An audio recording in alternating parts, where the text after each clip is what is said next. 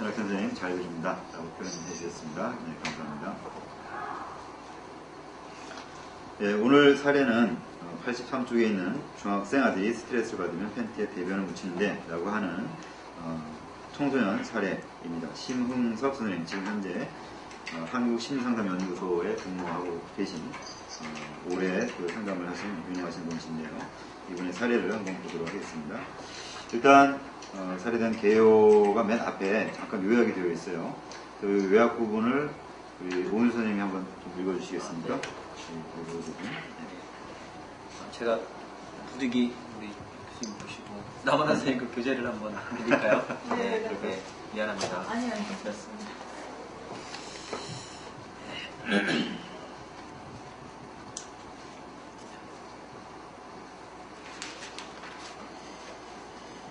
중학생 아들이 스트레스를 받으면 팬티에 대변을 묻히는데, 본 상담은 어린 시절 엄마가 여동생들을 죽이는 것을 목격한 후 보이지 않는 죽음에 쫓기며 살아온 40대 주부의 사례이다.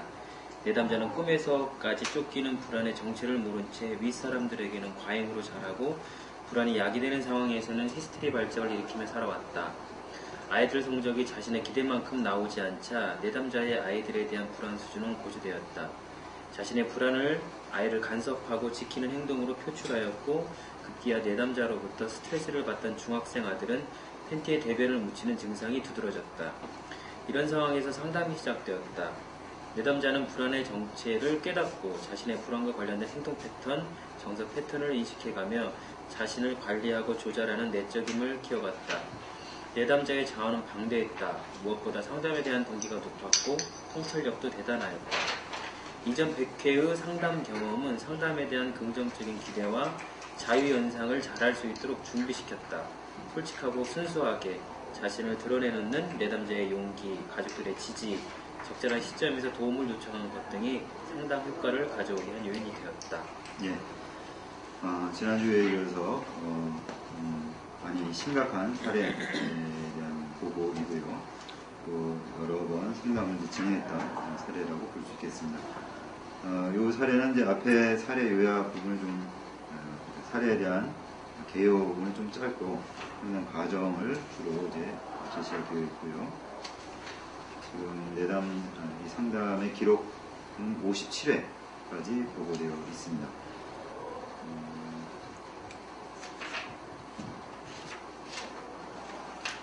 앞부분에 있는 상담에 대한 개요가 아주 작지만 일단 잠깐 읽어보고 하겠습니다. 내담자는 42세 대졸 주부이고요. 가족관계를 보시면 그 다음 페이지에 남편과 본인이 다 이제 형제들이 상당히 많습니다. 남편 같은 경우는 4남 2녀, 그리고 이제 이 내담자 같은 경우는 일단 이제 위에 가계도를 보시면 아버님께서 전 남편, 아니죠, 전분 이 이제 사망한 가운데서 또 두 번째 이제 부인과 결혼을 해서 현재의 이 내담자 가족이 형성되는 것으로 보여집니다.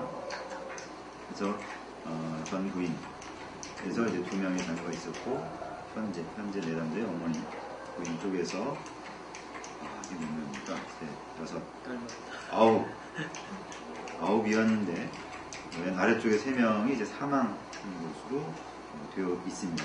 이게 아마 글쎄요, 이게 참 이해하기 어려운 부분인데, 어머님이 자녀들을 살해했다, 뭐 이렇게 보고가 약간 아까 앞에 되어 있었습니다. 그리고 이제 현재 이제 핵가족에서는 고등학교 2학년 딸과 중학교 2학년 남자 아이가 있는데, 이 중학교 2학년 남자 아이가 팬티에 대변을 묻히는 증상을 보여서 왔다라고 볼 수 있겠습니다. 지금 가족은 공무원 가족으로서 잦은 이사를 했고, 남편의 치상 때문에 헤어져 있기도 했었고, 의사통은 부부간에 서로 자유스럽게 생각하고 남편의 수용력이 넓어 보인다 라고 했고요. 이 내담자는 이미 이전에 다른 상담자에게서 1년 6개월간 약 100회의 침출을 받은 경험이 있습니다. 당시에는 이제 불안을 주로 호소했었고요. 그 다음에 이제 불안이 유발된 계기는 남편의 승진을 당연히 생각했었는데 안 됐기 때문에, 또 친정 옳게에 대한 감정 때문에 이를 다뤘었다고 합니다. 지금 이제 문제를 보이는 내담자의 아들 같은 경우에는 초등학교 1학년 입학 후에 팀 문제로 세브란스 병원에서 치료를 받았었고 약물 치료와 면담 치료를 각각 6회와 8회를 했었다고 합니다. 그다음에 호소 문제에서 보면 큰아이 이제 이 고등학교 2학년 여학생이겠죠. 전병 치료가 심했고 어려서도 잘 안 먹고 훈육도 어렵고 그랬지만 지금은 이제 중학교 2학년 남자아이가 문제다. 성적이 갑자기 하락하고 반에서 2,3등 했었는데 10등 하고 있고 틱 증세가 심해졌고 스트레스 받을 때 대변을 묻히고 등등등에 대해서 이제 문제를 호소를 했습니다.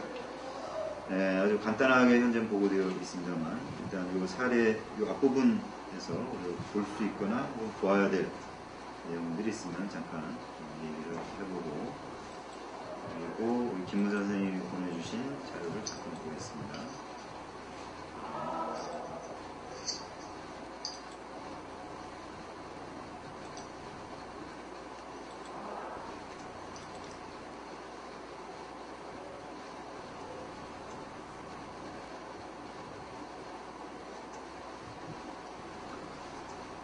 네, 김문 선생님이 보내주신 자료는 이렇게 나와 있습니다.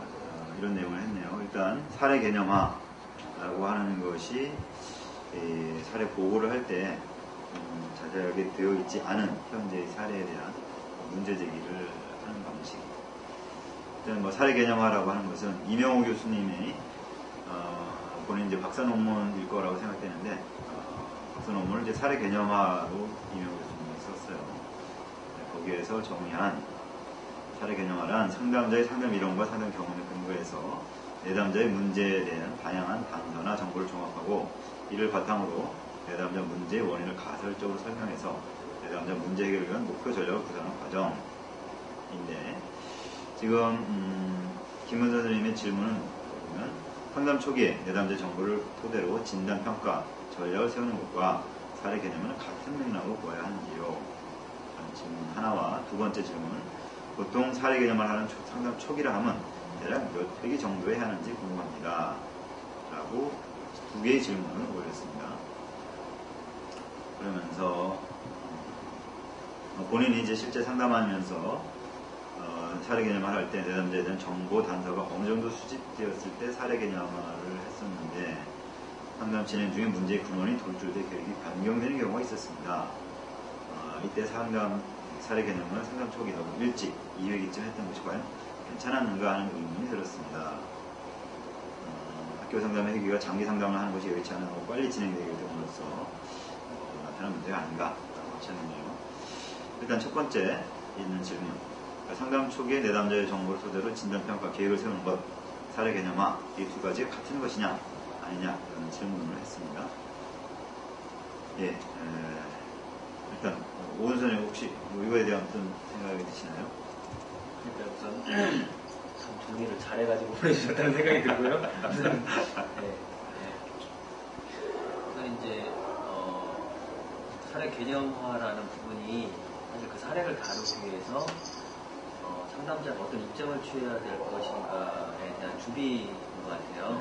그런 점에 있어서 이제 김 선생님이 말씀해주신 진단하고 평가하고 계획 세우는 과정들이 사실은 제 생각 같아서는 이제 동일하게 와야 되지 않을까라는 생각이 들었습니다. 네, 사례 개념화라고 하는 것이 이제 위에 이명호 교수님의 표현에서도 맨 끝에 보면 구사하는 과정이라고 있어요. 프로세스.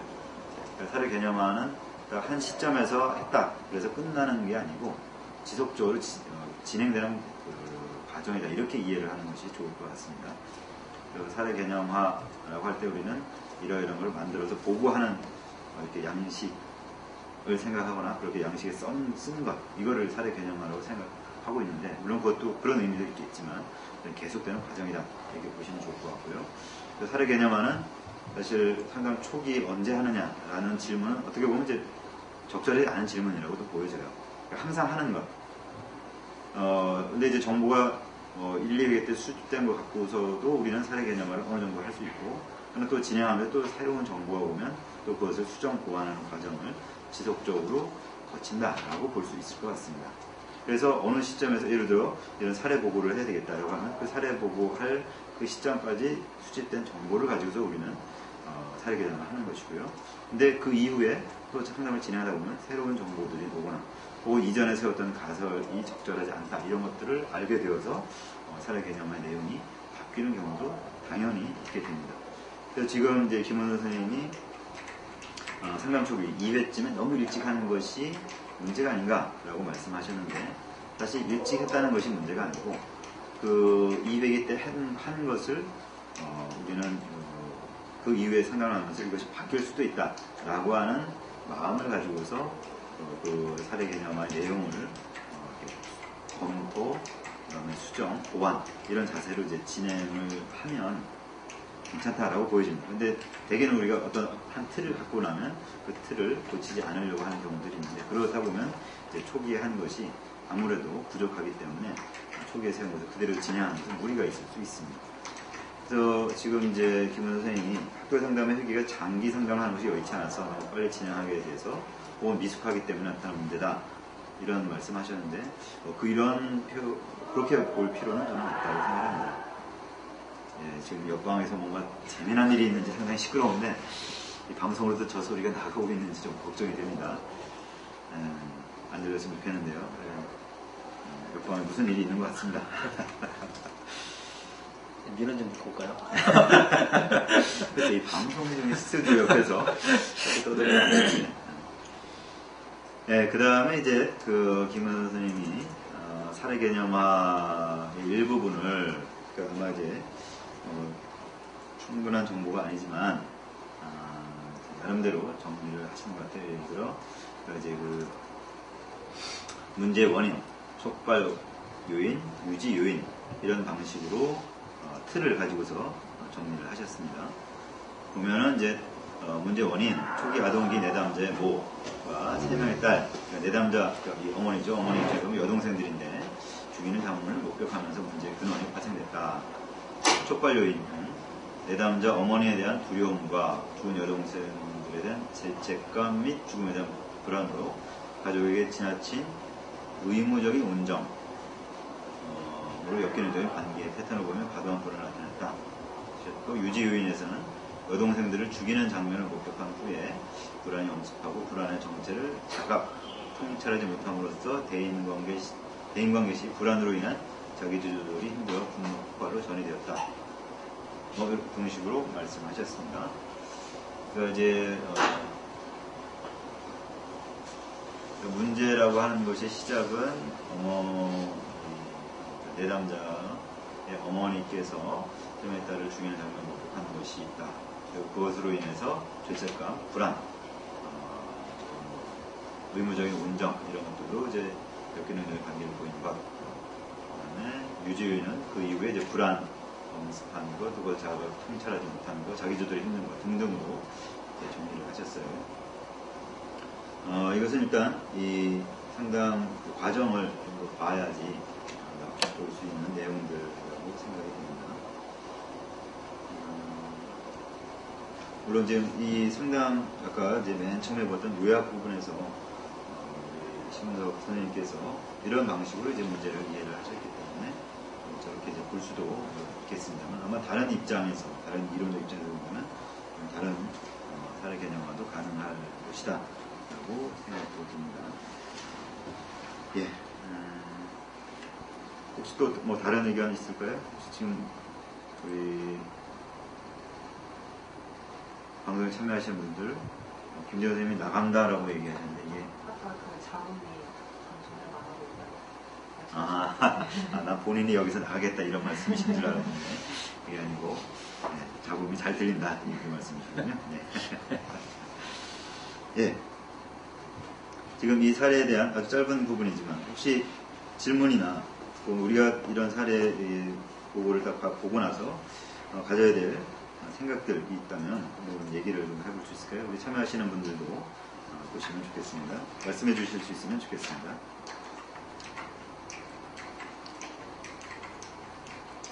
예, 오늘 혹시 하시고 싶은 말씀 있을까요? 네. 저는 이제 그런 생각을 했어요. 사실 좀 다른 얘기일 수도 있는데 100회 상담을 하고 지금 이전에 사례를 했었죠? 예, 네. 그랬었잖아요. 이게 좀 그럴 수도 있지만 100회 상담했는데 해결 안 되는 문제가 있을까 하는 아하. 네 100회나 상담을 했는데 또 지금 이렇게 상담을 해야 네, 되나? 이게 정말 이게 10회 상담도 보통 저기 엊그저께 이제 제가 아는 그 공무원 아는 친구한테 상담 전시 건강가정지원센터에 이제 필요로 좀 해서 좀 이렇게 맺어준 케이스가 있는데요. 네. 거기도 10회 정도 하고 일반적으로 이제 사설 상담도 같은 경우도 비용 문제 때문에 오래 못 하는 것 같더라고요.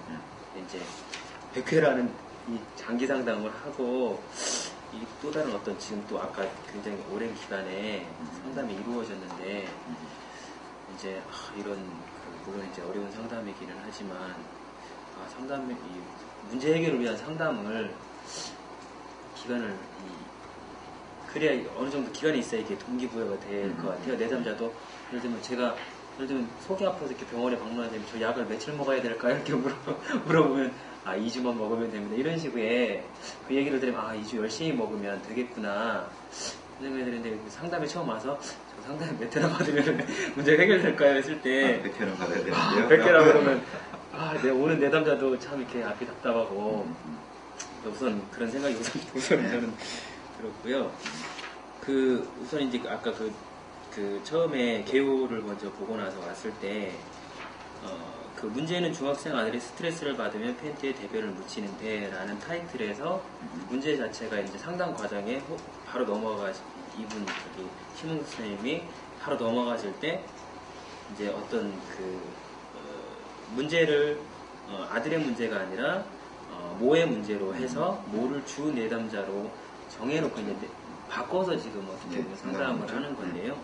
그 안에 이제 많은 과정들이 이제 생략되었기 때문에 이제 제가 이해가 좀 적을 수도 있는데 보통 상담 초보 상담자로서는 문제가 이렇게 있으면 문제를 들으면 그 문제에서 조금씩 이렇게 연결 지어가지고 그 내담자 문제가 아들이 왜 그럴까 예를 들면 아들이 팬티에 대변을 묻히는데 왜 묻히는지부터 이렇게 해서 이게 이렇게 어머니의 문제 때문에 이렇게 갔구나 그런 부분이 이제 생략이 좀 많이 돼 있는 것 같아요.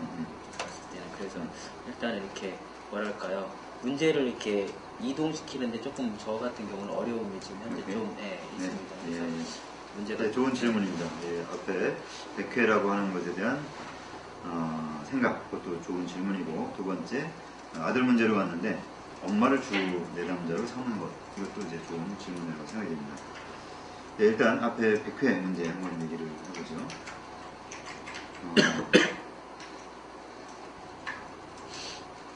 지금 이 접근 지금 여기에 있는 우리 지난번에 봤던 박현준 선생님 같은 경우도 그렇고 여기 신문자 선생님도 그렇고 정신역동, 정신분석 이런 쪽에 가까운 상담들을 하고 계십니다. 융분석, 우리 박현준 선생님 같은 경우는 이제 융분석 쪽의 전문가이시고요.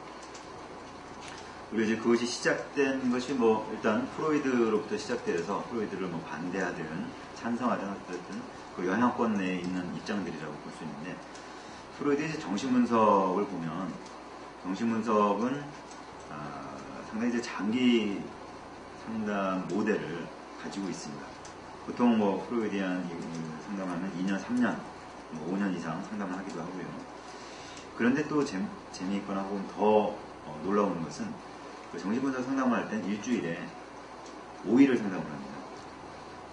그러니까 우리가 1년을 상담을 한다고 했을 때 일주일에 한 번씩 우리 보통 하는 일주일에 한 번씩의 모델로서 52주나 53주를 했다, 53회를 했다 이런 말이 아니고 거의 매일 상담자를 만난다라고 볼 수가 있어요. 지금 이제 서울정신분석연구소라고 하는 곳에 이제 윤수님 소장님께서 거기 일을 하고 계신데 그분이 독일에서 여기 정신분석을 한 18년 정도 공부를 하고 학위를 하고서 이제 국내에 들어오셨는데 한국에서 그 모델로 이제 상담을 하려고 하니까 이게 참 매일 나올 수 있는 사람이 어디 있겠어요. 그래서 4일 이제 상담을 하고 그랬대요. 근데 이제 그거를 독일에 와서 사례보고를 하니까 그쪽에서는 이거는 정신분석이 아니다. 일주일에 4일 하는 거는 이런 얘기를 들었다는 말씀을 하시더라고요. 그래서 이제 정신분석에 대한 비판 중에 하나가 뭐 그 당시도 그렇고 지금도 그렇고 아니 누가 또 매일 가서 그렇게 시간 내면서 또 돈도 내면서 이렇게 할 수 있겠느냐.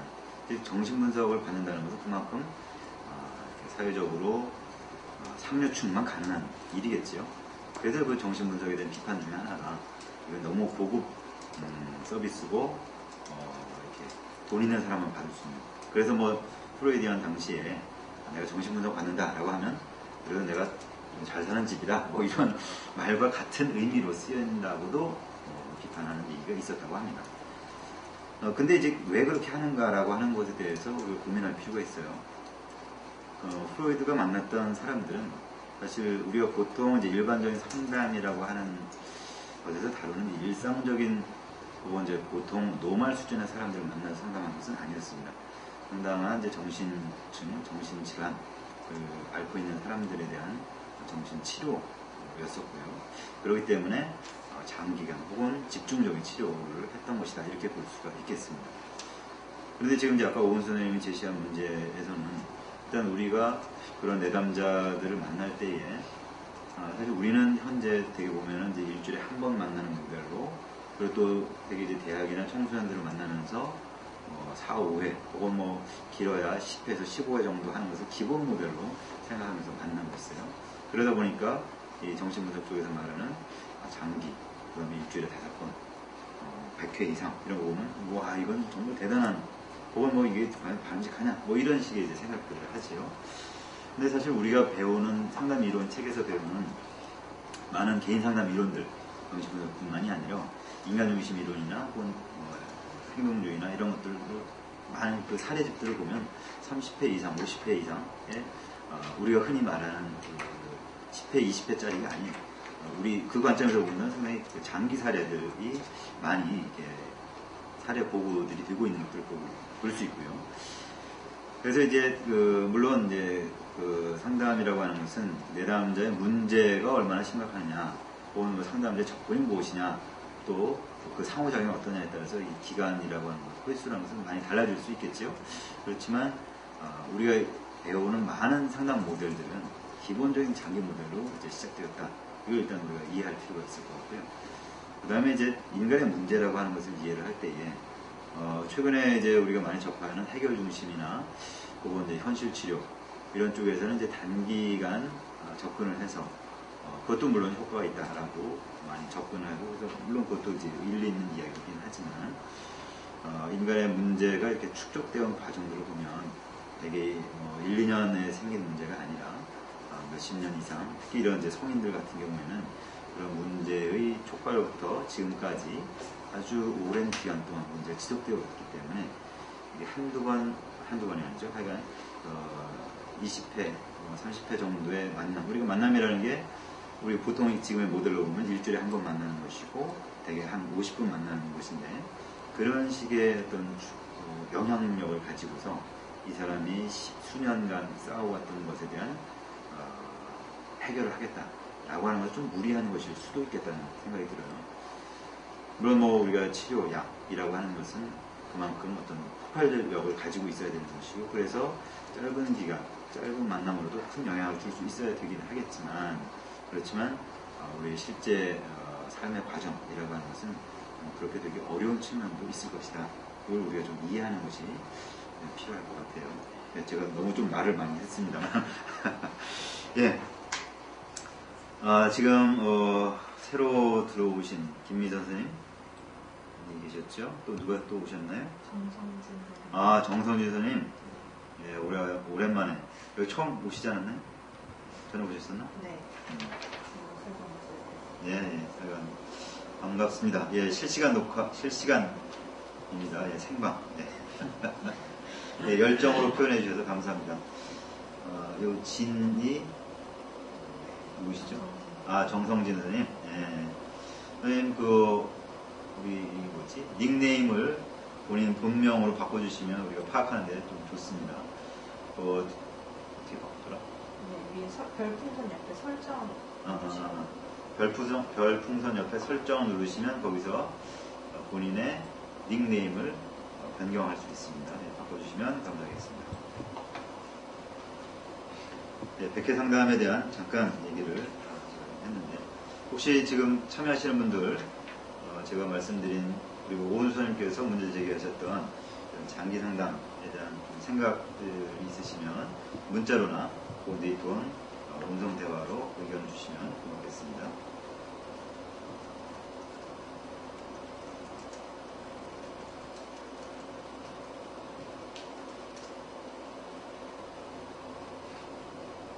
예, 김재호 선생님. 목소리가 나옵니까?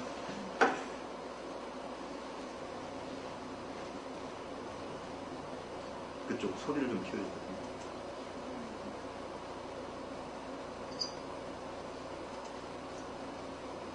예, 김재호 선생님께서 뭔가 말씀하고 계신데 이쪽에 소리가 잘 들리지 않습니다.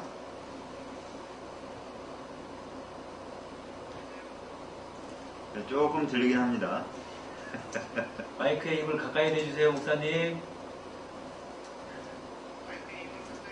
네. 이 정도면 좋습니다. 마이크를 입에 가까이 대주세요, 그러면. 입안에 넣고 하세요.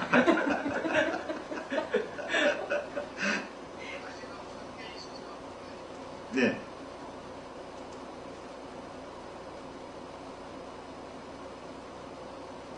예, 뭐 다른 분들도 지금 이 문자로 말씀해 주시면 저희가 의견을 듣고 같이 나누도록 이렇게 하겠습니다.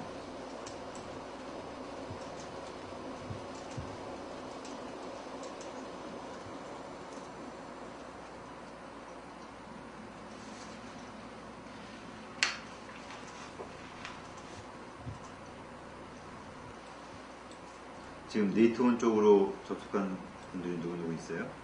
네, 김재호 선생님, 네, 잠깐만. 계시고요. 그리고 최낙현 선생님, 그리고 김희선 선생님, 진명일 선생님, 박지환 선생님. 네이트원으로? 네. 그럼 별로가 있구나. 근데 음성대화가 지금 가능하신 분은 김재호 선생님. 그리고 김희선 선생님이랑 진명일 선생님 가능하신가요? 예, 지금 이제 김재훈 선생님께서 100회 정도 상담을 하면 오히려 집중도나 깊이가 더 떨어지지 않을까 생각합니다. 라는 말씀하셨는데요. 그것도 한 일리는 있는 것 같습니다. 100회를 하면서 한 문제를 혹은 한 영역을 이렇게 쭉 진행하는 것이 어렵지 않겠느냐, 이런 의미이신 것 같은데요. 어떻게 생각 드십니까, 오 선생님?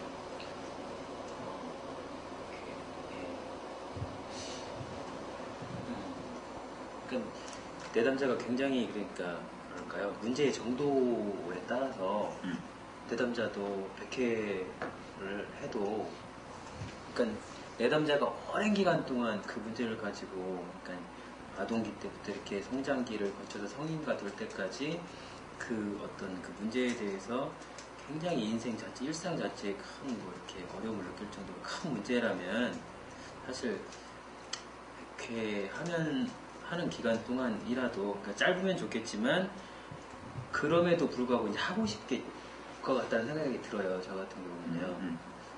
100회 정도 하면 당신의 오래된 문제를 해결할 수 있습니다라는 희망을 주면 100회 해야죠. 돈을 주더라도. 이 생활이 불행함을 느끼다가 불안함을 느끼다가 그게 편안함으로 바뀔 수 있다면 100회라는 그 어떤 뭐랄까요, 그걸 이렇게 바꿀 수 있을 것 같아요. 근데 그 내담자의 문제가 이제 그런 문제보다 조금 이렇게 덜 문제는 느끼지만 상담에는 다양한 그 문제의 어떤 강도가 있을 거라고 생각을 하는데요. 그 100회 정도, 그러니까 그게 참 가름하기가 어려울 것 같다라는 생각도 우선 드는데요. 100회라는 상담이기가 부담스러운 건 사실은 굉장히 사실이다라는 생각이 듭니다. 네. 그러니까 이제 100회라는 쪽으로 보기보다는 지금 말씀하신 것처럼 우리의 삶에 있는 어려움들, 고통의 깊이, 그것을 이제 초점을 두는 것이 필요하지 않을까라는 생각이 듭니다. 그러니까 우리가 이제 병원에 갈 때도 가급적이면 빨리 병원 가는 것이 끝날 수 있으면 좋겠지만, 그러나 이제 우리가 좀 심각한 질병을 앓게 되고, 뭐 암을 앓게 되고 이러면 불가피하게 오랫동안 혹은 심각한 수술을 해야 되는 상황들이 있을 수가 있지요. 마찬가지로 우리의 이제 이 심리적인 문제라고 하는 것도 어떤 문제들은 몇 번 만나지 않아서 해결될 수 있는 것도 있겠지만, 그러나 또 많은 심각한 문제들은 오랫동안 만나야 될 필요가 있다라는 측면으로 이해하는 것이 필요할 것 같고요. 그 다음에 지금 성함이 어떻게 I am love 추아람 선생이네. 서울 간다 그러더니 네, 추아람 선생이 보내준 표현으로는 사람은 한계에 다다를 때 진짜 자신의 모습이 드러나는 것 같습니다. 특히 지루할 때나 힘들 때 상담자가 내담자의 진짜 모습을 파악하고 함께 다루어 나간다면 좋을 것 같습니다. 여기 아마 한계라는 것은 무슨 표현일까요? 백회하다가 집중도가 떨어지는 거, 이걸 한계라고 말씀하시는 건지.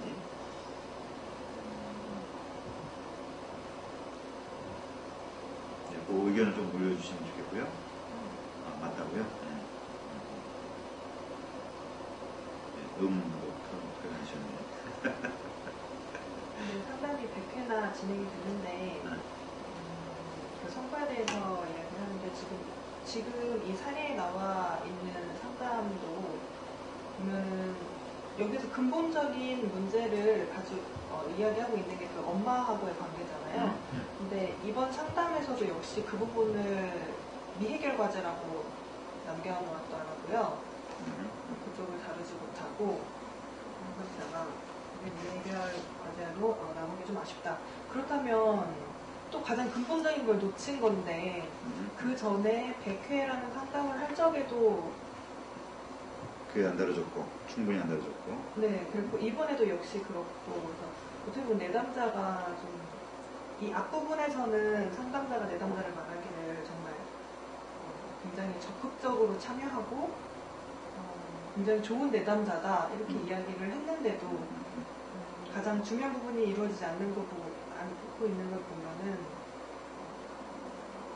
내담자 자체가 많이 거부를 하고 있는 게 아닌가. 그래서 보면 100회가 됐든 200회가 됐든 10회가 됐든 간에 본인이 원하지 않으면 문제 해결은 좀 어렵겠다. 그게 횟수하고 상관없이. 네. 지금 뭐 이 상담까지 하면 160회 정도를 상담을 한 것인데, 그럼에도 불구하고 근본적인 문제가 해결되지 않았다라고 하는 것을 지금 이제 나와라 선생님은 내담자가 좀 적극적으로 했다고는 하지만 적극적이지 않은 게 아닌가 이런 표현을 하셨고요. 또는 뭐 제가 생각할 수 있는 것은 인간의 문제라고 하는 것을 상담자가 야 이거 해결해야지 라고 해도 그걸 다뤄나가는 과정에서 이 지금 수준에서 충분히 다루지 못하는 나름대로의 내담자 수준 문제도 있는 것 같아요. 그러니까 우리가 예를 들어 암이라고 하는 것을 치료해야 되겠다라고 할 때에 뭐 한 번 수술해서 그걸 다 드러낼 수 있으면 좋겠지만 그렇게 수술이 안 되는 경우도 많이 있거든요. 그리고 그 위에 약물 치료나 방사선 치료를 해야 되는 경우도 있잖아요. 그러니까 인간의 문제. 그래서 우리가 볼 때는 야 이거 엄마의 관계 문제. 이거 요번에 해결했어야 되지 않는 거야? 뭐 이렇게 생각할 수 있지만 이게 다루다 보면 지금 수준에서는 아직 그 부분이 해결될 수 없는, 아직 내담을 다루지 못할 예를 들어 뭐 자아 강도라든지 심리적인 준비가 안 돼 있을 수도 있어요. 그러면 일단은 이 정도까지 하고 좀 더 내담자가 힘을 기른 다음에 그 다음에 이제 더 깊이 들어가자 이렇게 볼 수도 있습니다. 그러니까 이제 여러분들이 상담을 해보시거나 혹은 상담을 받아보면 일정한 시점에서 상담을 받고 나서 내 문제 좀 그래도 잘 해결됐어 라고 생각하는 시점이 와요. 그럼 이제 상담이 종결되죠. 근데 일정 시점 또 지나고 나면 유사한 문제가 다시 또 올라와. 그 전에 해결이 다 됐다고 생각했는데 왜 또 올라올까? 보면 우리 속에 있는 이렇게 깊은 모물물이 있는데 그때 그 전에 이렇게 끊을 수 있는 수준이 있었고 그때는 거기까지밖에 못 꺼내는 거였어요. 더 꺼내면 내가 무너질 수도 있으니까. 그런데 이제 그것까지 하고서 이제 좀 정리하고서 내가 좀 더 삶을 살아가는 힘을 갖고 그러다가 다시 또 그 문제를 더 근원 있는 것들이 드러나게 되고 해결하고 뭐 이런 어떻게 보면 좀 힘든 과정이지만 그런 반복되는 것들도 우리 이제 일생에 있어서 상담을 받을 때 필요한 과정일 수도 있다 이렇게 볼 수 있을 것 같아요.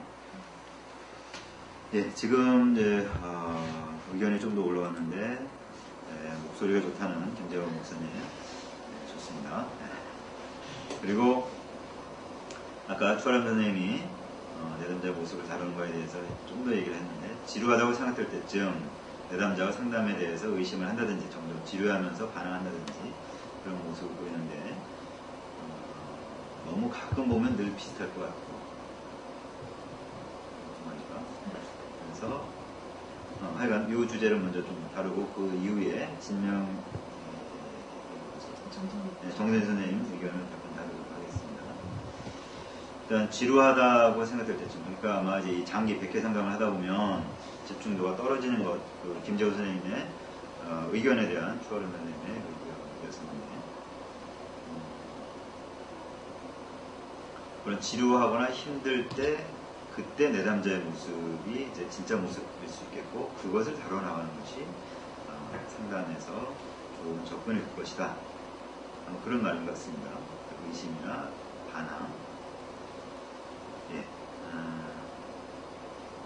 일단 이 부분에 대한 얘기들 좀 해볼까요? 오 선생님 얘기 하실 수 있는 부분이 있을까요?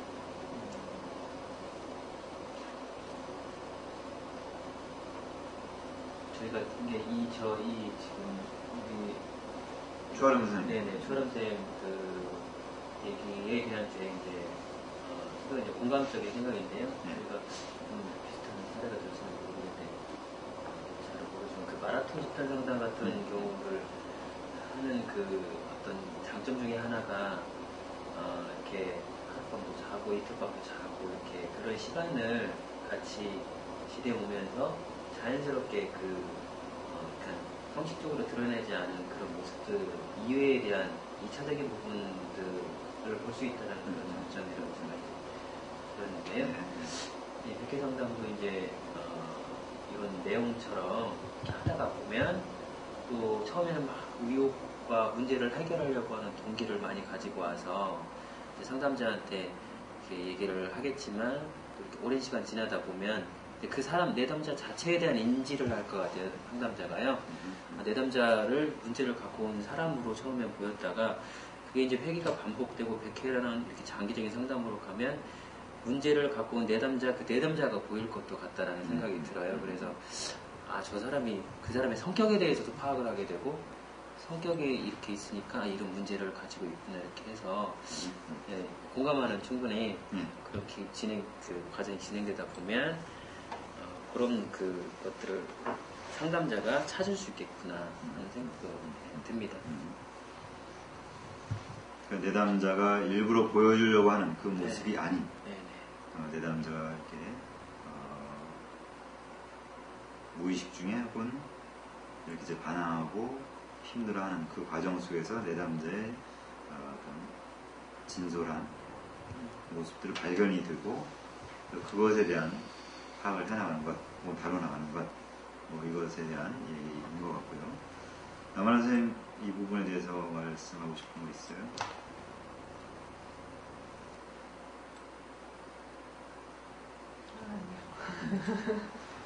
남아라 선생님이 반항하고 있습니다.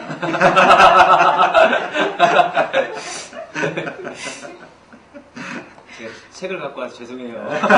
책이 없어서 지금 그러지 않을까. 네, 책이 있었다면 충분히 볼 텐데 미안합니다. 그러니까 진짜 모습, 지금 초란 선생님이 내담자의 진짜 모습 얘기를 했는데 사실 우리가 이제 대인 관계를 할 때도 그렇고 대부분 우리가 뭔가 이제 남한테 보여주려고 하는 모습을 가지고 있지요. 상담도 역시 마찬가지일 수 있습니다. 내담자가 여기 와서 자기의 모습을 드러내고 힘든 걸 얘기하지만 이것도 역시 인간관계이고 그러다 보면 내담자는 상담자를 의식해서 어떤 부분은 어떻게 말할까 라는 부분들에 대한 준비들을 하는 경향성들이 있지요. 그 부분에 대해서 우리가 이제 레포를 형성한다 이제 상담에서 그런 말을 많이 하잖아요. 근데 그 레포라고 하는 말은 흔히 이제 신뢰관계라고 번역을 하는데 쉽게 생각할 수 있는 개념은 아니라고 생각이 됩니다. 이게 이제 정신분석에서 나오는 개념인데 마치 이런 거 비슷해요. 우리가 이제 다른 사람 앞에서 내 옷을 다 벗어도 창피하게 느끼지 않고 그 사람 앞에 있을 수 있다라고 하는 정도의 신뢰관계. 뭐 그렇게 내가 할 수 있다. 그러니까 우리가 이제 상담자에게 가서 내 모든 것을 그런 가식, 이런 척해야지, 이런 것들을 다 벗어버리고 내 모든 것들을 드러낼 수 있는 관계가 되는 거. 이게 이제 정신분석에 말하는 레포 관계다 이렇게 말할 수가 있을 거예요. 사실 그렇게 본다면 레포는 뭐 한 3-4번 만나서 형성되는 이런 개념이 아니다. 10번 만난다고 사실 될까? 그것도 아닐 수 있어요. 정신분석이 아까 말씀드린 것처럼 매일 일주일에 5번 만나고 몇 년을 만나는 과정, 그런 과정 속에서 정말 이 사람 앞에서는 정말 내가 모든 걸 정말 시시콜콜 다 드러낼 수 있고 드러냈다 라고 들 수 있을 때 그게 이제 레포가 형성되는 것이다 라고 말할 수 있는데, 그런 상황까지 가려면 사실 지금 여기서 지금 추월 선생님이 말한 나 힘들어 죽겠어, 나 이 상담하기 싫어, 당신 뭐야, 뭐 이런 방식으로 우리 보통 관계에서 어떤 예의를 차릴 때는 하지 못할 모습까지 드러낼 수 있을 때 그런 것들이 보여줄 수가 있고, 그렇게 될 때 진짜로 이 사람의 깊은 문제까지 가서 상담자가 작업을 할 수 있다. 이게 이제 정신 역동성에서 도는 어떤 상담의 깊이라든지 관계라고 생각할 수 있을 것 같아요. 어떻게 보면 우리는 너무 이렇게 빨리 일종의 효과라고 하는 것을 추구하다 보니까 그런 관계의 깊은 것까지는 가지 않고, 혹은 그건 별로 중요하게 생각하지 않고, 내 문제라고 하는 것들을 좀 잘 조작 혹은 다루면 이 사람의 문제가 해결된다. 이런 식으로 보는 경향성들이 있습니다. 그것도 하나의 이제 접근이라고 볼 수는 있겠지만, 어쨌든 이 정신치료가 시작된 쪽에서 볼 때, 혹은 또 많은 치료가 상담자 내담자의 관계가 중요하다 이런 얘기를 하는데, 그럴 때 이 관계다라고 할 때는 우리가 좀 더 상담자 내담자 관계를 깊이 있게 혹은 좀 더 심각하게 생각하고 접근할 필요성들이 있겠다, 이런 생각이 듭니다. 그래서 상담자도 그렇고 내담자도 그렇고 자기의 진짜 모습을 여기서 드러내는 그런 것들을 허용하는 과정들이 좀 필요할 것이다 라는 생각이 들 것 같고요. 네, 그 다음 내용들을 좀 보도록 하겠습니다. 지금 엄마와 아들의 관계에 초점을 주는 가족 상담보다 어머니를 주 내담자로 접근하는 게 좋겠다는 말씀이신지 오늘 질문하고 싶었거든요. 그 다음에 김재호 선생님, 상담이 지지부진해서 100회까지 간 건지 장기적 계획에 의한 것인지 궁금하고, 이게 지금 이제 말이 왔다 갔다 하니까 이게 어느 시점에서 저는 네 맞습니다라고 하는 건지 잘은 모르겠습니다. 또 추월 선생님, 한편으로는 늘 그 모습 그대로 몇십 년을 살아왔던 내담자가 상담자가 몇 번 만났다라고 해서 진짜 모습을 보여주는지 모르겠네요. 악보가 중요한 것 같다고 하셨고, 필수 관계없이 상담자 인간성, 전문성이 함께 접목되어 이루어지는 거라고 생각하신다라고 하셨습니다. 네, 그 위에 정선희 선생님이 하신 말씀 잠깐 보겠습니다. 아마 지금 아까 오은 선생님이 제기하셨던 두 번째 문제에 대한 것과 관련된 질문 같아요. 가족 상담보다는 어머니를 준 내담자로 접근을 지금 이 상담자가 그렇게 했죠? 네, 그게 좀 좋겠느냐 이런 말씀이신데, 사실 이제 상담 접근이 무엇이 좋으냐 라고 하는 것은 참 말하기가 어려운 것 같습니다. 왜냐하면 각 접근마다 다 자기 접근이 가장 효과적이다 이렇게 주장을 하고 있고, 그리고 그것에 대해서 나름대로 타당한 근거들을 얘기를 하고 있어요. 그래서 우리가 이거 중에 뭐가 더 좋을까라고 말하는 방식보다는, 나는 내가 이 상담을 한다면, 이 사례를 상담한다면 나는 이런 방식으로 하고 싶다라든지, 나는 이 접근을 내가 충분히 배웠고 훈련을 했기 때문에 이런 접근으로 이렇게 하겠다라고 말하는 것이 좋다라고 생각됩니다. 결국은 어느 칼을 쓰든지 간에, 내가 칼을 쓰든 창을 쓰든 활을 쏘든 내가 그 무기를 충분히 훈련해서 이런 방식으로 나는 싸우겠다라고 하는 것이 더 좋은 것이지, 창이 좋으냐 칼이 좋으냐 활이 좋으냐 라고 하는 식의 논란은 일종의 좀 불필요한 싸움일 가능성도 있습니다. 그런데 일단 이제 이 사례를 볼 때, 아까 이제 오은 선생님이 제기하신 문제는 뭐였냐면, 처음에 올 때 우리 아들이 문제예요 라고 왔는데, 이 상담자는 아들 말고 이 엄마를 잡아서 상담을 했다 라고 할 때 이제 그게 적합하거나 그래도 되냐 뭐 이런 질문인 것 같은데, 근데 이 어디 나왔더라? 그 이 사례에 대한 소개 맨 앞부분에 보면 그 아들에 대한 이야기를 잠깐 언급을 해놨습니다. 그 세 번째 줄인가요? 보면 아들은 다른 상담자에게 의뢰했다. 그 뒷부분 여기 보시면 그 이제 이 어머니를 주 내담자로 이 심은석 선생님이 하셨고, 지금 여기 뭐죠? 한국심리상담연구소가 여러 상담자들이 같이 일을 하고 계십니다. 그래서 아마도 이제 거기에 있는 다른 상담자가 아들을 맡게끔 했고, 어머니는 이제 이 심 선생님께서 하시는 거라고 생각이 듭니다.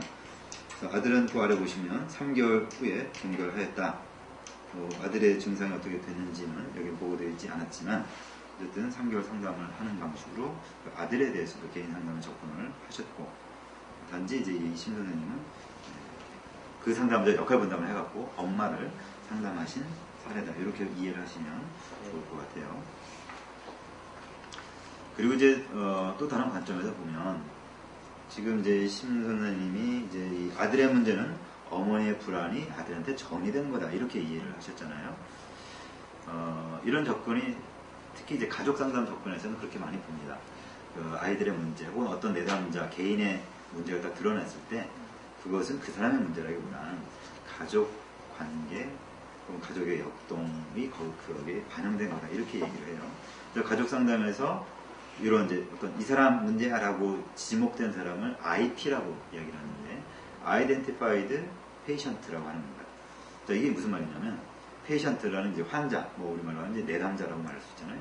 Identify라고 하는 것은 내담자로 규정된 사람이다라고 하는 거예요. 이 말은 가족 상담 입장에서는 전체 가족을 내담자로 혹은 문제, 환자라고 보는데, 단지 이 사람이, 이 가족들이 얘가 문제야, 얘는 환자야라고 지목해서 환자로 규정된 사람이다, 이런 의미예요. 그래서 이 가족 상담에서는 IP를 표시하지만 이 사람을 주타겟으로 하는 게 아니고 이 주변 사람들과 이 역동, 규칙, 혹은 다세대 간의 어떤 전수되어 내려오는 어떤 문제들, 이런 것들을 보려고 하고 있습니다. 그래서 그 관점에서 본다면 지금 이 내담자의 이 아들의 문제를 어머니의 불안이 정리되는 것으로 본 것, 요거는 그런 가족 상담 접근과도 관계 있는 것이다, 이렇게 볼 수 있을 것 같고요. 그 다음에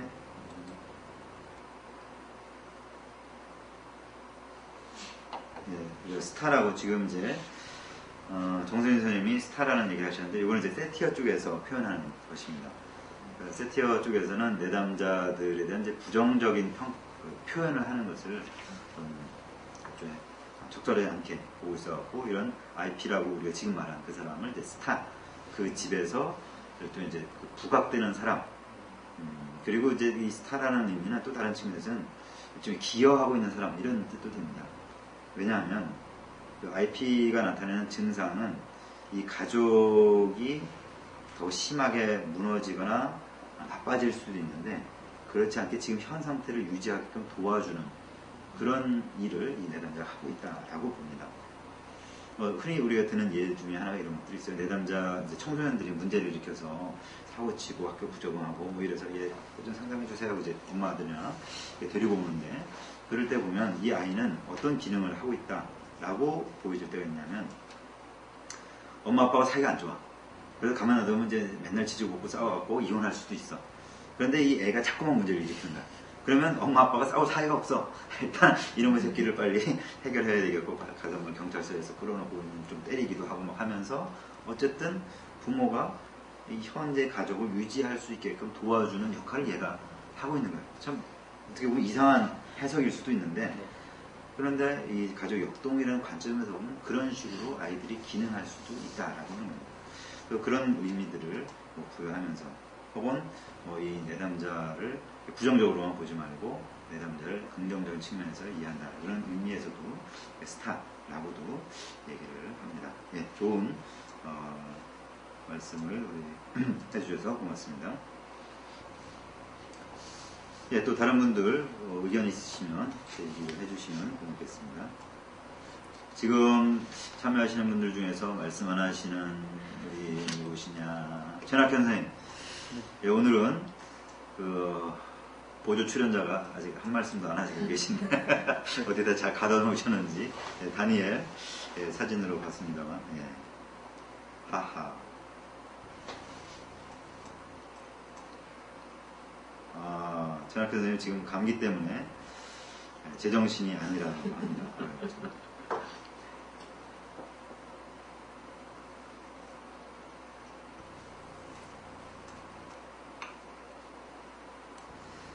감기에는 그 고춧가루를 푸는 소주를 마셔야 됩니다. 예, 이 방송 중에 이런 괜찮은 표현인지 모르겠습니다만.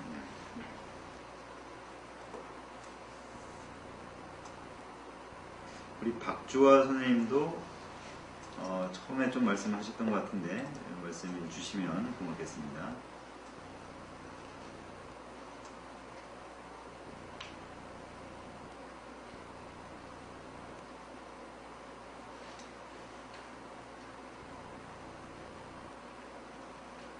지금 정성진 선생님이 84쪽 가계도 해서 부탁을 드린다라고 말씀하셨는데요.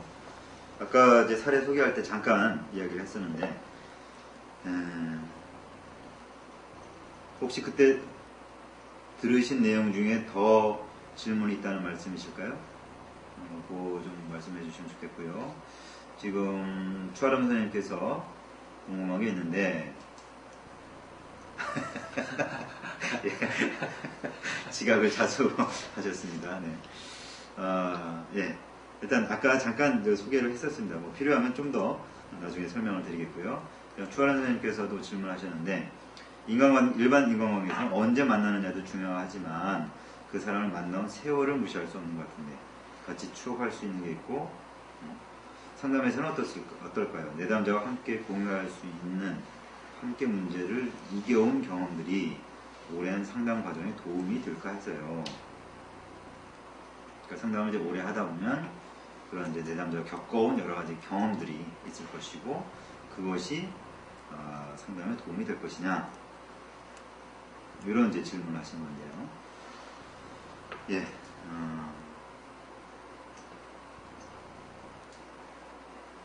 지금 어떤 이거 좀 오은 선생님 보시고서 의견을 한번 얘기해 주시죠. 지금 말씀 듣고요. 한번 네. 다시 읽어보고 있거든요. 네. 내용.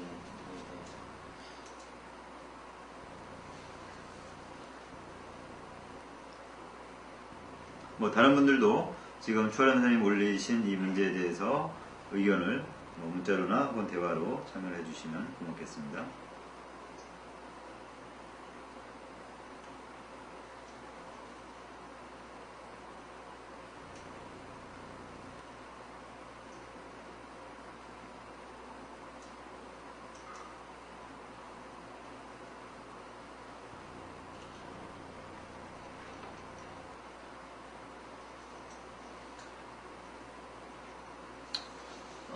저는 질문을 읽고요. 그런 네. 생각을 한번 해봤는데요. 도움이 될 거라고 무슨 생각이 들고요. 네. 당연히 도움이 될 거라는 생각이 들고, 사실 이 문구를 읽으면서 드는 생각은 상담이라는 과정이 이제 대학 말고 대학에는 학내 상담에 있지만 이제 듣기로는 그 외국 같은 경우는 보험 처리가 돼서 이렇게 손쉽게 상담을 받을 수 있도록 제도화가 돼 있다고 그러잖아요. 그러니까 그 우리나라는 아직 뭐 주치의 제도가 없죠. 근데 이 상담 같은 경우 예를 들면 이렇게 제가 인생을 살아가는데 좀 희망사항이라면 상담도 이렇게 보험 처리가 돼서 상담을 필요로 할 때 그냥 평생 살아나가는 동안 그러니까 그런 주치 상담사가 있어서 지금 추아름 선생님이 이렇게 메시지 남겨놓은 것처럼 그 사람에 대해서 제가 평생 살아가는 동안 계속 상담을 받는 거죠. 마치 주치의처럼. 그럴 수 있다면 그게 가장 뭐랄까요. 살아가는 데 굉장한 도움이 많이 될 수 있는 그런 세상이 오면 얼마나 좋을까 하는 생각을 약간 해봤습니다. 예, 네. 그런 세상을 만들어 가십시다. 네.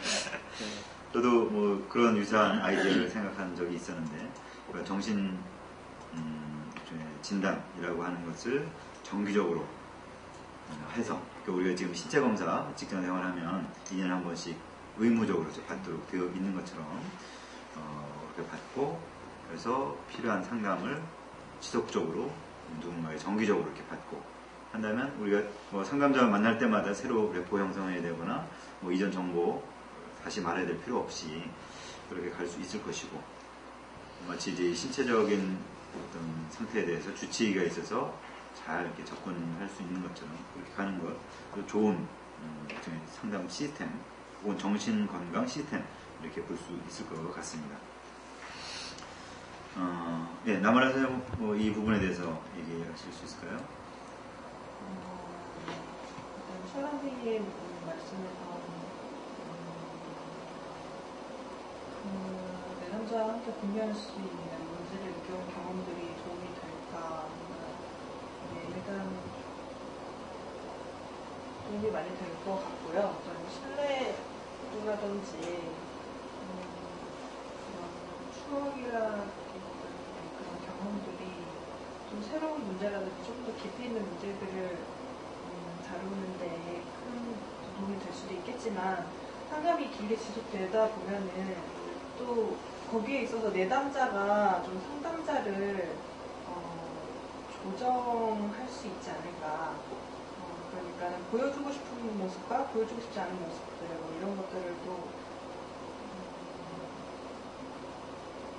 그런 것들을 조정할 수 있지 않을까? 그래서 좀 시간이 오래 지날수록 그 상담에 대한 효과가 좀 떨어질 수도 있는 그런 부분이 있지 않을까 하는 생각도 많이 아까 들었어요. 김재원 선생님도 그런 얘기를 하셨던 것인데요. 그 일종의 뭐 신선함이 떨어진다, 뭐 이런 부분일 수도 있겠고, 일종의 어떤 이 상담 문제를 혹은 이 대인 관계를 통해서 문제를 해결하는 상담이라고 하는 것에 대한 집중, 혹은 중요하게 생각하는 거, 이런 것이 떨어지고 그냥 일상적으로 그냥 하는 거, 뭐 이렇게 생각해버릴 위험성도 있을 것이다. 우리가 뭐 생각할 수 있는 부분인 것 같습니다. 그러니까 이제 인간 생활의 모든 게 다 장단점이 있겠지만, 이제 오랫동안 상담을 했을 때, 일단 아까 이제 제가 말씀드렸던 레포라고 하는 신뢰관계가 아무래도 오랫동안 있으면, 오랫동안 상담을 하면 그런 것들이 더 형성될 수 있는 가능성들이 이제 높겠죠.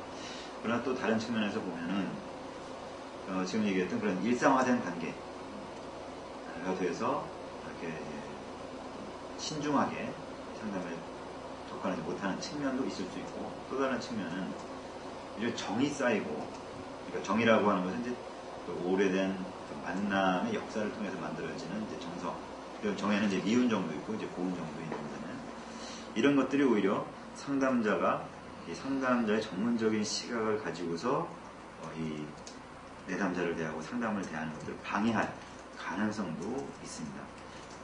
그러니까 이 상담자라고 하는 것은 상담 이론에 따라서 상담자 이제 입장이 뭐해야 될 것이냐가 상당히 이제 다르게도 보이지만, 예를 들어 정신분석 쪽에서는 상담자라고 하는 것은 하얀 백지 같이 내담자의 것만을 이제 투영할 수 있는 그런 입장이 되어야 된다, 이런 표현도 하고, 또 다른 쪽에서는 어떻게 인간이 그럴 수 있느냐, 그래서 서로 상호작용, 상담자가 가지고 있는 어떤 특성들도 상담에 드러내면서 같이 이렇게 상호작용하는 거다, 이렇게 보기도 하고요. 뭐 어떤 데서는 상담자의 특성을 적극적으로 활용해서 이렇게 상담을 하기도 하고, 뭐 여러 가지 측면들이 있습니다.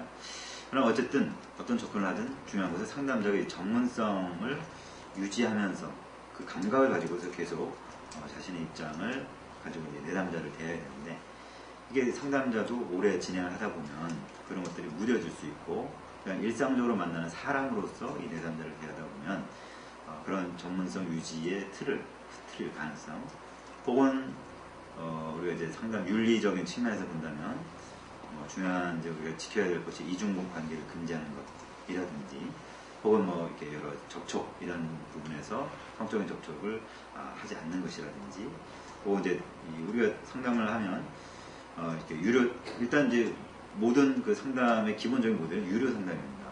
그러니까 우리가 지금 이제 우리 사회 같은 경우는 학교 세팅이나 복지도 세팅이나 혹은 뭐 교회 세팅 이렇게 해서 무료 상담이 참 많이 있는데, 일반 상담은 우리가 배우는 전문 상담이라는 것은 기본적으로 유료 상담입니다. 그럴 때 이제 이 상담 비용과 관련해서 그걸 어떻게 처리할 것인가 이런 것들에 있어서 이게 좀 어떻게 보면 융통성을 발휘하는 그래갖고 이 전문적인 경계를 흐트러뜨리는 그런 문제가 생길 가능성도 있습니다.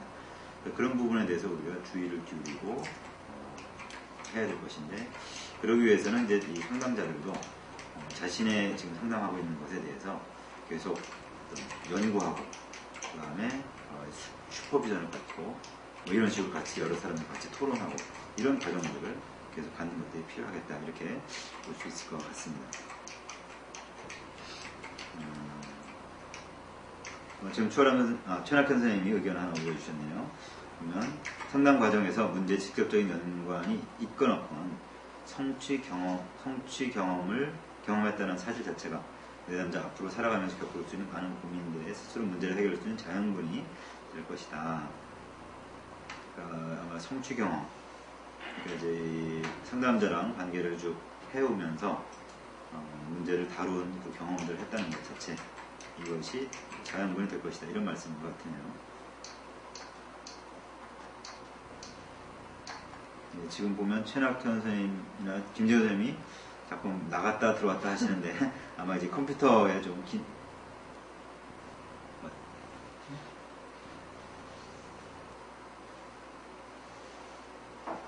되게 일시적으로 왜 다 꺼지지? 아, 여기 꺼졌어요? 지금 방송은 그대로 나가고 있습니다. 인터넷 문제 같은데? 여기는 잘 되고 있습니다. 인터넷 나와? 네, 교수님 여기 화면도 잘 나가고 있어요. 아, 이게 지금 아닙니다. 작전 기능 때문에 그런가 보다. 깜짝 놀랐습니다. 지금 제 컴퓨터에 절전 기능 해놨더니 여기 문자를 뭘 치지 않으니까 아유, 제가 두 분 나가셨다는 얘기를 하자마자 내 컴퓨터도 나가버리고 이분들도 지금 절전 기능으로 지금 그러지 않을까. 시간을 좀 바꿔놔야 되겠네. 죄송합니다. 네. 네, 김재호 선생님 컴의 주인을 닮아서 뭐 그렇게까지 하실 필요 없지만 예. 컴퓨터도 상담을 받아야 될 때 예. 컴퓨터 상담 좋습니다. 예, 하여간 그 장기 상담을 할 때 유의해야 될 측면들이 있어 보입니다.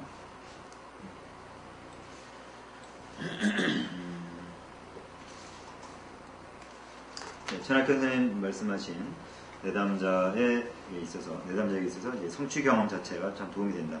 그러니까 이게 다른 관점에서 보면 이게 단기 상담 쪽에서 혹은 이렇게 우리가 상담을 하다 보면 내담자가 조기 종결하는 경우들이 왕왕 발생을 해요. 특히 이제 초보 상담자들이 상담하다 보면 상담자랑 합의해서 종결하는 게 아니고 이렇게 이제 내담자가 알아서 상담을 끝내는 상당히 가슴 아픈 경험을 상담자들이 할 때가 있습니다. 그래서 이제 상담자들이 내가 너무 상담 못했다, 상담할 자격이 없다, 뭐 자질이 없다 이런 비관을 하는 경우들이 있는데 제가 그때 하는 말 중에 하나가 지금 말씀드린 이제 단기 상담 쪽에서 말하는 효과라는 것과 관련돼서 이해를 합니다. 지금 이게 저는 이제 최낙현 선생님이 말하는 것과 연관성이 있다고 생각돼서 말씀드리는데, 그러니까 이 상담자들이 상담의 성과라고 하는 걸 생각할 때 내담자가 나 이렇게 좋아졌어요, 이렇게 달라졌어요 라고 말하는 걸 들어야 우리는 이 상담의 성과 있어, 괜찮나, 뭐 이렇게 생각하는 경향들이 있죠. 그러나 사실 그 내담자들한테 나중에 이렇게 조사 연구들을 해보면 그렇게 이제 조기 종결했고 상담자가 생각할 때 이거 잘 못했어 라고 생각하는 사례인데도 불구하고 나중에 이게 성공적 혹은 내담자는 나는 이것이 상담에서 좋았다 이렇게 보고하는 경향, 그런 이제 연구 결과들이 보여집니다. 왜 그럴까? 상담자가 보고 얻은 정보로는 성공적이지 않게 끝났는데 내담자는 나중에 이 상담에 대해서 긍정적인 혹은 평가를 한다, 이런 부분들이 보여지거든요. 일단 이제 몇 가지 그 가설을 세울 수가 있는데, 일단 첫 번째, 아까 제가 내담자가 알아서 끝냈다라고 얘기했잖아요. 물론 이제 이렇게 상담자랑 합의해서 종결하는 것이 가장 바람직한 것이긴 하겠지만 내담자들이 알아서 아, 내가 뭐 이 정도 하니까 좀 괜찮아지네. 뭐 이렇게 해서 이제 안 오는 경우도 있어요. 우리가 병원도 그러잖아요. 의사는 야, 너 더 와야 돼. 라고 하는데 왜 안 먹어보니까 괜찮아. 뭐 살만해. 그러니까 이제 안 가는 거야. 근데 이제 사실 뭐 의사들은 그런 얘기 합니다. 내담자, 그러니까 환자들이 의사가 처방한 정도까지 와야 되고 처방한 정도의 약을 먹어야지 완전하게 낫는데 그렇게 안 하기 때문에 사실 병이 지속되고 완전하게 낫지 않는 거다. 이렇게 알아서 의사 역할을 하는 환자가 안 좋다라고 얘기를 해요. 근데 어쨌든 주관적으로 이제 좋아졌다고 평가하기 때문에 그런 것인데 이 내담자들도 그런 경우들이 있다는 거죠. 물론 저항으로서 안 오는 내담자들도 있지만 이렇게 좋아졌고 또 굳이 이걸 내가 상담자한테 보고하는 것도 귀찮고 그래서 알아서 좋아지는 것 때문에 안 오는 내담자들도 있고요. 또 다른 측면에서는 일단은 이 내담자가 이 상담자를 만나서 뭔가 자기를 털어놓고 이야기했다는 그 경험 자체. 그래서 지금까지는 누구도 내 문제를 이해할 수 없을 거다. 혹은 관심을 안 가질 거다. 이 세상엔 내 문제 나밖에 몰라. 뭐 이런 이제 마음들을 갖고 살아왔었는데 몇 번이긴 하지만 그 상담자를 만나서 나에게 관심을 갖고 나의 얘기를 들어주고 내 얘기를 이렇게 해도 괜찮은 거구나 라는 했다는 그 경험 자체 이것이 내담자한테는 아주 좋은 경험으로 남아있고 그래서 그것이 나중에 삶을 살아가면서 이렇게 여러 가지 그 대인관계나 혹은 문제를 대하는 데 있어서 이전과는 다른 방식으로 삶을 살아갈 수 있게 하는 계기가 되었다. 이런 그 경험들 보고를 하게 됩니다. 뭐 그런 식으로 우리가 이제 상담에서 내담자들이 경험하는 것에 대해서 사실 우리 상담자들이 모두 다 알고 있지 않습니다. 내담자가 무엇을 경험하는지 내담자가 다 말하는 건 아니고요. 그리고 뭐 어떤 때는 내담자가 자기가 뭘 경험하는지 사실상 잘 모르는 경우도 있어요. 나중에 가서야 자기가 알게 모르게 그런 도움이 되는 그런 것들도 분명히 있지요.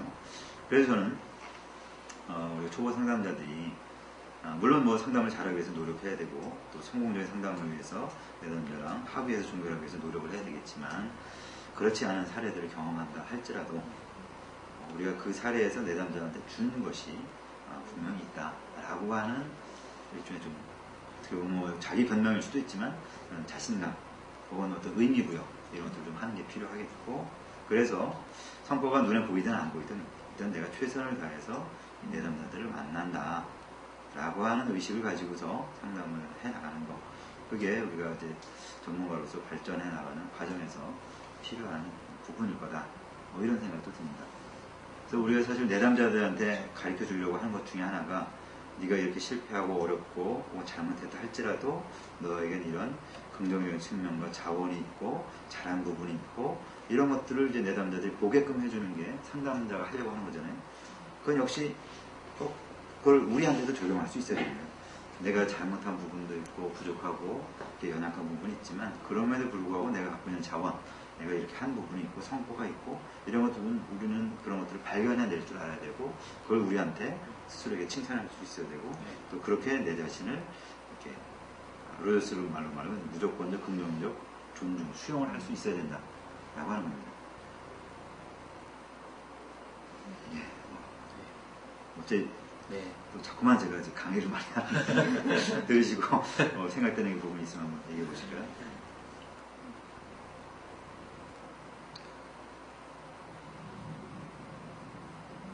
상담자의 뭐랄까요?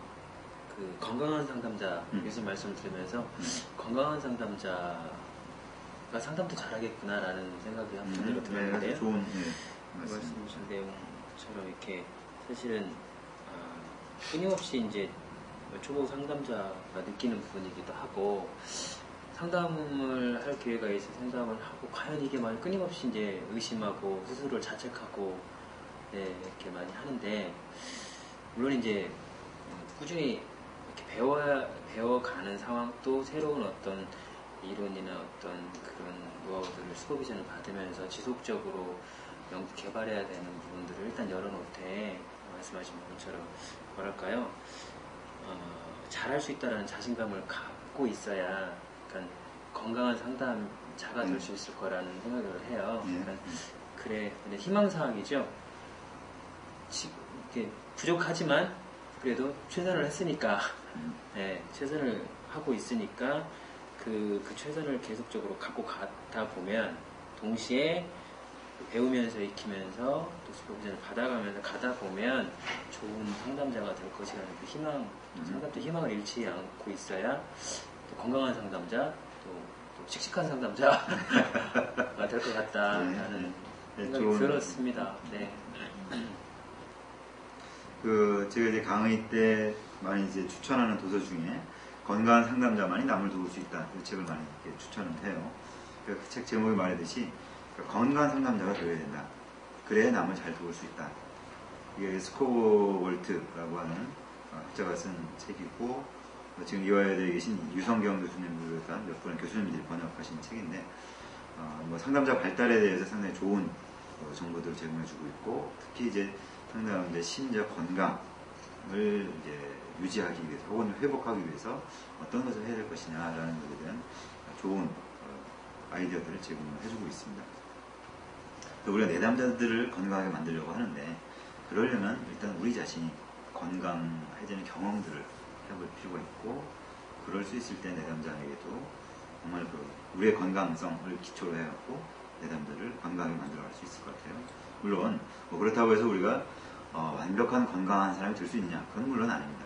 또 누구나 다 상처를 가질 수 있고, 우리 일상생활을 하다 보면 우리도 이제 자연인이기 때문에 실수하고 싸울 수 있고 뭐 그렇습니다.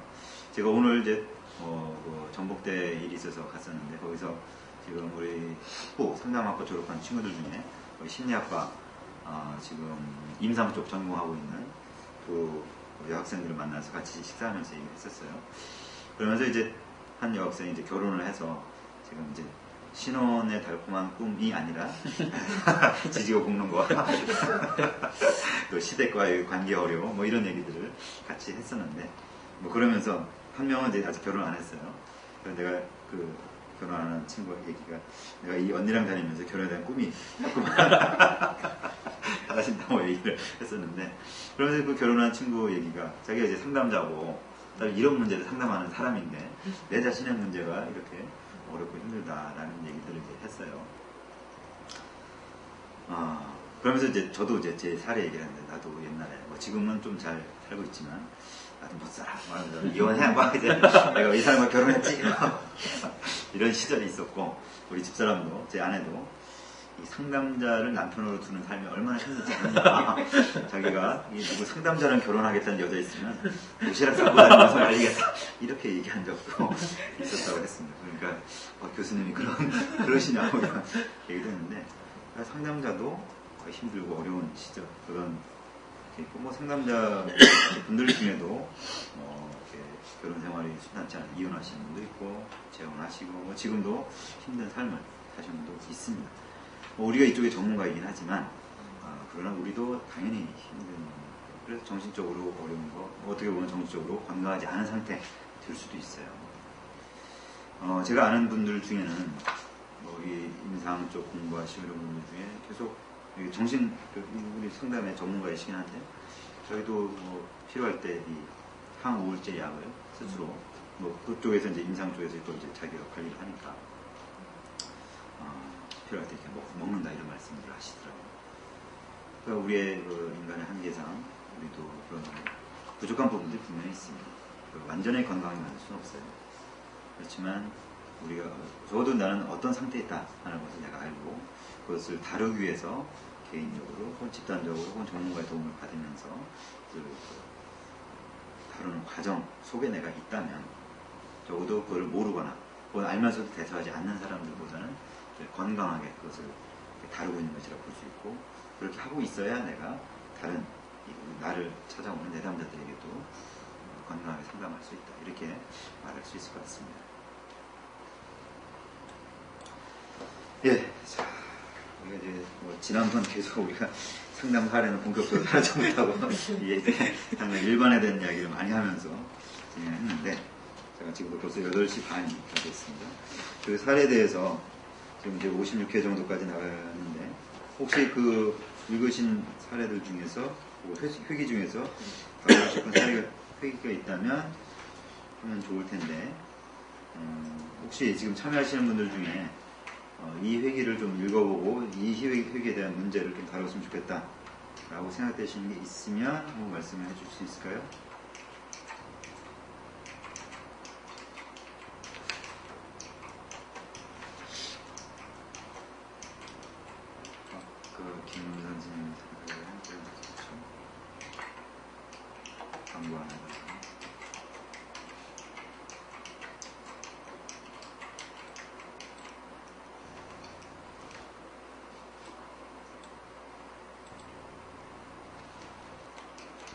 예, 아무런 답변이 없는 거 보면 안 읽으셨던가.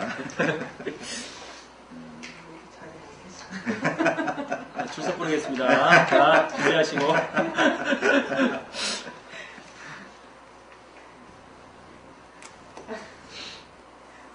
저는 있어요. 제일 먼저 부르려고 그랬더니. 두 분만 계시는 겁니다. 예, 성실, 예, 자칭 성실. 예. 좋습니다. 성실하신 김재호 선생님. 어떤 부분을 볼까? 지금 56회가 길기 때문에 몇 개만 좀 읽어보도록 하겠습니다. 뭐 보통 이제 첫 회가 중요하니까 첫 회 읽어보고 중간쯤에 하나 읽어보고 마지막 부분에 하나 읽어보고 그 정도 해보지요. 첫 회가 좀 길긴 한데 예, 뭐 개략적으로 우리 고은선님 네. 빨리 좀 네, 읽어볼까요? 네. 1900 겨울의 상담은 내담자와 둘째 아이를 같이 상담하는 얘기고요. 첫 출산은 불안했다. 남편 승진이 안 돼서 충격이었고 아이가 성적이 하락했고 얼굴 표정이 더 안 좋아졌다. 틱장애로 눈 깜빡거리고 입술 움직임, 손톱 듣기 등이 있다. 답답하고 시험 전후에서 그런 증세가 더하다. 첫 기억은 유치원 버스 타고 다녔던 기억이 나고 1학년 때 친구 집에 가서 버섯을 따주었던 거. 집에 가지고 가라고 예천에 서울로 이사했고 3학년 때 다른 지역으로 이사를 했는데 그 친구가 배트를 선물해 주었던 거. 지금 둘째 아이 상담인 것 같은데 예. 그렇고 한번 찾아갔고 찾아갔을 때 좋았고 쑥스럽고 그랬다. 근데 그 중간에 어머니가 끼어들면서 했던 얘기인데요. 자랄 때 활발했다. 4살 때 어떤 해수욕장에서 보면 애기 표정이 안 좋다라고 생각을 했고 큰애에 비해 둘째에는 병실애가 없었다. 그런데 대변을 묻히고 택치료 전까지는 많이 그랬는데 지금은 치료를 좀 하고 나서는 대체로 잘 먹고 건강하고 활발하다. 아이에게 이제 질문을 했던 건데요. 집 분위기는 어땠니? 물어보니까 생각이 안 난다. 요즘에 잘해주시니 바랄 게 없다. 성적 얘기는 안 했으면 좋겠다. 라고 했고 또 아버지에 대한 느낌을 물어봤는데 아이가 편하고 부담 없다. 1년 정도 전에는 자주 놀고 했는데 지금은 따로 살아서 평일에 한 번, 주말에 한 번 오신다. 새 식구만 지낸다. 아빠가 기다려시니? 이렇게 물어봤더니 아빠가 자상해서 같이 살면 좋겠다라고 얘기를 했고 다 잘하고 싶다는 욕구가 있고 공부도 잘하고 싶고 산업 디자인에 관심이 많고 운동, 축구, 야구 그런 것을 좋아하고 컴퓨터 오락도 좋아하고 소설 삼국지 같은 것도 좋아하고요. 또 스트레스 받을 때 어떻게 하니 물어보니까 잔다. 또 시험 못 본다고 야단칠 때 속이 상한다. 이렇게 얘기를 하고요. 아이를 밖으로 내보내고 엄마하고만 상담했는데 엄마로부터 스트레스 받는 게 공부 영역인데 애가 공부 안 하는 것도 아닌 것 같다. 어떻게 생각하시냐 물어봤더니 내가 불안해서 그런 것 같다. 오면서 혹시 그런 것 같은 것은 아닌지 예전에 관련해서 상담을 받았었고 100개 정도 받았었는데 가정 얘기를 하면서 친정이 딸만 6이고 친정 얘기만 나오면 지금도 불안하고 그런다. 컨트롤이 안 된다. 최근 생활상의 변화를 물어봤는데 기억이 안 난다. 친정 얘기를 더 해봐야 될 것 같다는 얘기를 했고 막상 내가 상담 받아야 된다고 생각하니까 두렵다라고 얘기를 했습니다. 네. 아마 2회부터는 이제 엄마랑만 했던 것 같고요.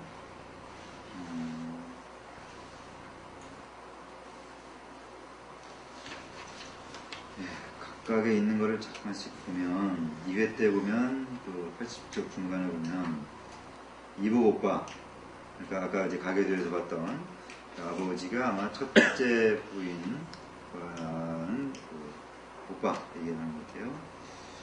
그쪽에서 뭐 오빠나 옳게는 왕족, 나는 신영, 마음에 있는 의사 표시 못하고 자랐다. 이중적으로 살았다는 이런 얘기를 하고 있고,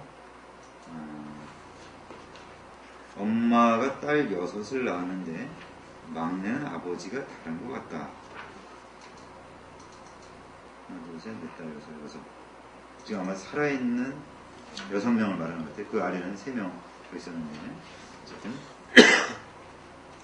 그런 지금 이제 그 부모 세대의 그런 그 결혼 관계, 또는 이성 관계, 성적인 관계, 이런 것들이 지금 적어도 이 내담자가 인식하기로는 정상적이지 않은 그런 가족 생활로 일단 인식을 하고 있는 것을 볼 수가 있습니다. 9월에서 3회 보시면 식구들 모였을 때 큰 시주, 큰 형님 눈치 보면 불편했다는 거, 나를 챙기는 것, 감시, 감독 이런 느낌들. 9월에 보시면 형님 댁에 모였을 때 안방에 화장품 병이 깨진 적이 있었는데 이 내담자가 안방에 들어갔던 후 나온 후에 그렇게 발견이 됐기 때문에 내가 깬 걸로 오해를 했는데 그러나 몇 년이 지나도록 내가 아니라는 표현도 못하고 변명도 못했다. 그러니까 이 내담자는 상당히 억울한 경험이 있는데 그것을 표현도 못하고 그냥 참거나 뭐 어쩔 수 없이 견디는.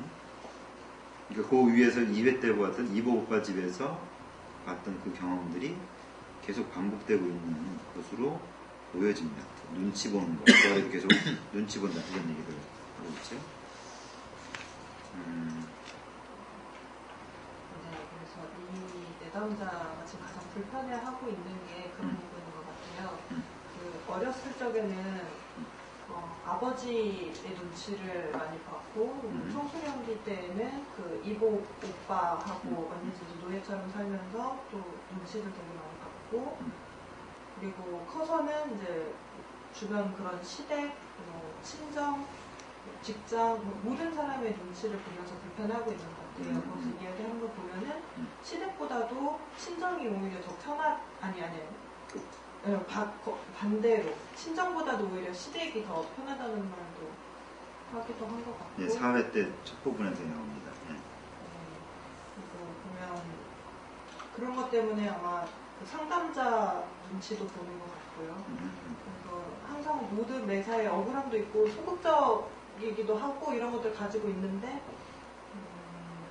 그 아들을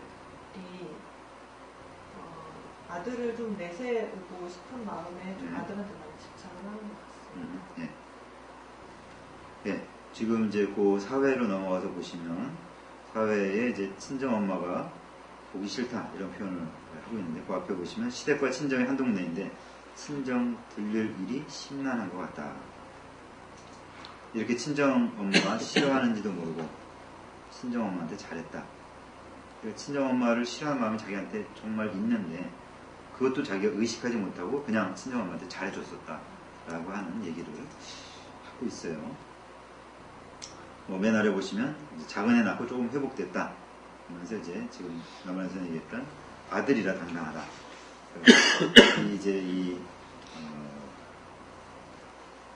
내담자, 그러니까 이 어머니 내담자의 입장에서는 그 아들을 낳은 것 이것이 이제 자기한테 힘이 되는 것이라고 이해를 하는 측면이 있습니다. 그 뒤로도 이런 얘기들이 쭉 있는데 교수님 네. 이 내용을 읽으면서 잠깐 의문이 드는 게요.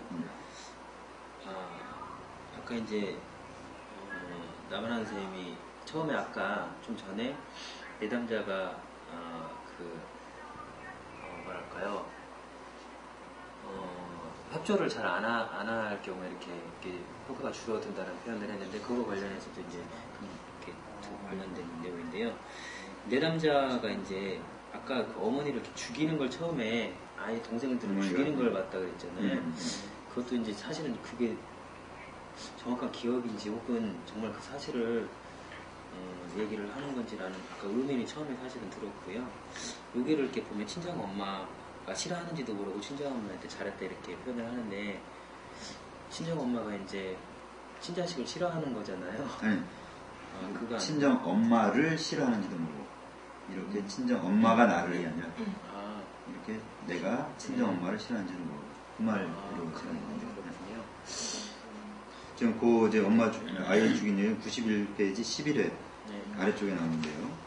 보면 이게 엄마는 용서 안 된다 이런 얘기가 있습니다. 동생 딸이라고 낳자마자 담요를 덮어서 죽였던 것 그리고 외도했던 것 내가 밤잠 안 자고 아버지 옷이는 들먹치고 엄마 외도 들킬까봐 그러면 이거는 엄마가 자기 집에서 남자를 끌어들여서 외도했다 이런 말인 것처럼 생각이 되는데 이게 이제 이 내담자 입장에서는 정말 용서할 수 없는 거죠. 그러니까 지금 여기서 이제 뭐 요 정도만 갖고도 이 내담자의 역동을 상당히 많이 생각해 볼 수 있는데, 자 아까 또 네, 제 컴퓨터가 자꾸 절전 모드로 전기 아끼려고 노력하고 있습니다. 그 가족관계 가게도 해석을 좀 하자라고 아까 제안을 한번 하셨었는데, 약간 김재원 선생님이 17회를 보니까 충격적이다 뭐 이 말씀하시는데, 거기 한번 같이 가볼까요? 17회 뭘 말씀하시냐면, 끔찍한 장면 떠올랐다. 그 내담자 아까 어머니 아이를 죽이고서 그걸 좀 묻는 장면인 것 같습니다. 삽과 괭이로 마당을 캤고 쌍둥이 여동생들을 죽여 묻던 풍경, 농약 사오라고 심부름 시키는 거. 여동생 신분을 했고 약을 먹여 쌍둥이 여동생을 죽였고, 이런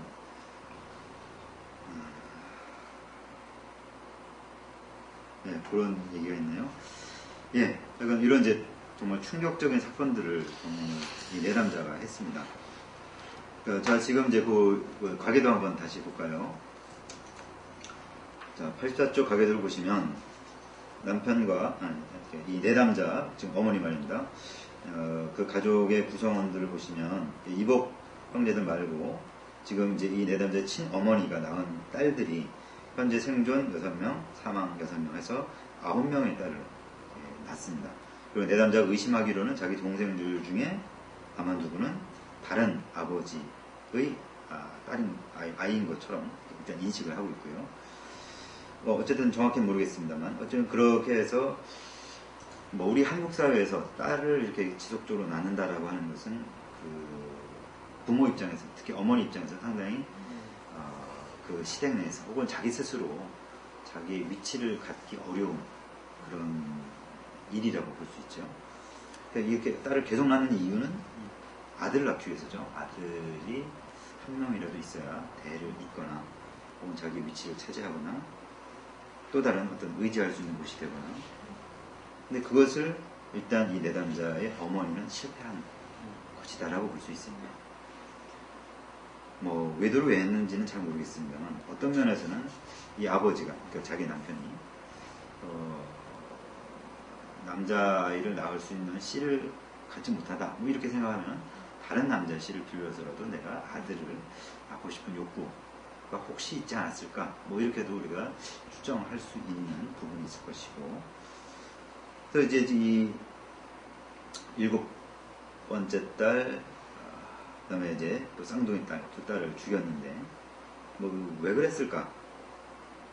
이 내담자는 이제 또 딸이니까 죽였다라고 얘기를 했는데, 또 다른 이유가 있을 수도 있죠. 정말 이렇게 다른 남자의 씨에서 정말 그것이 불편해서, 혹은 제가 지금 말씀드린 것처럼 다른 남자의 씨라도 빌려서 아들을 낳고 싶었는데 그게 안 되니까, 그렇다면 이 딸은 있을 이유가 없는, 그래서 이렇게 살해하는 것이 아닐까 이렇게 우리가 추정해 볼 수 있을 것 같고요. 지금 이제 내담자의 상담에서 나왔던 보고에 의하면 첫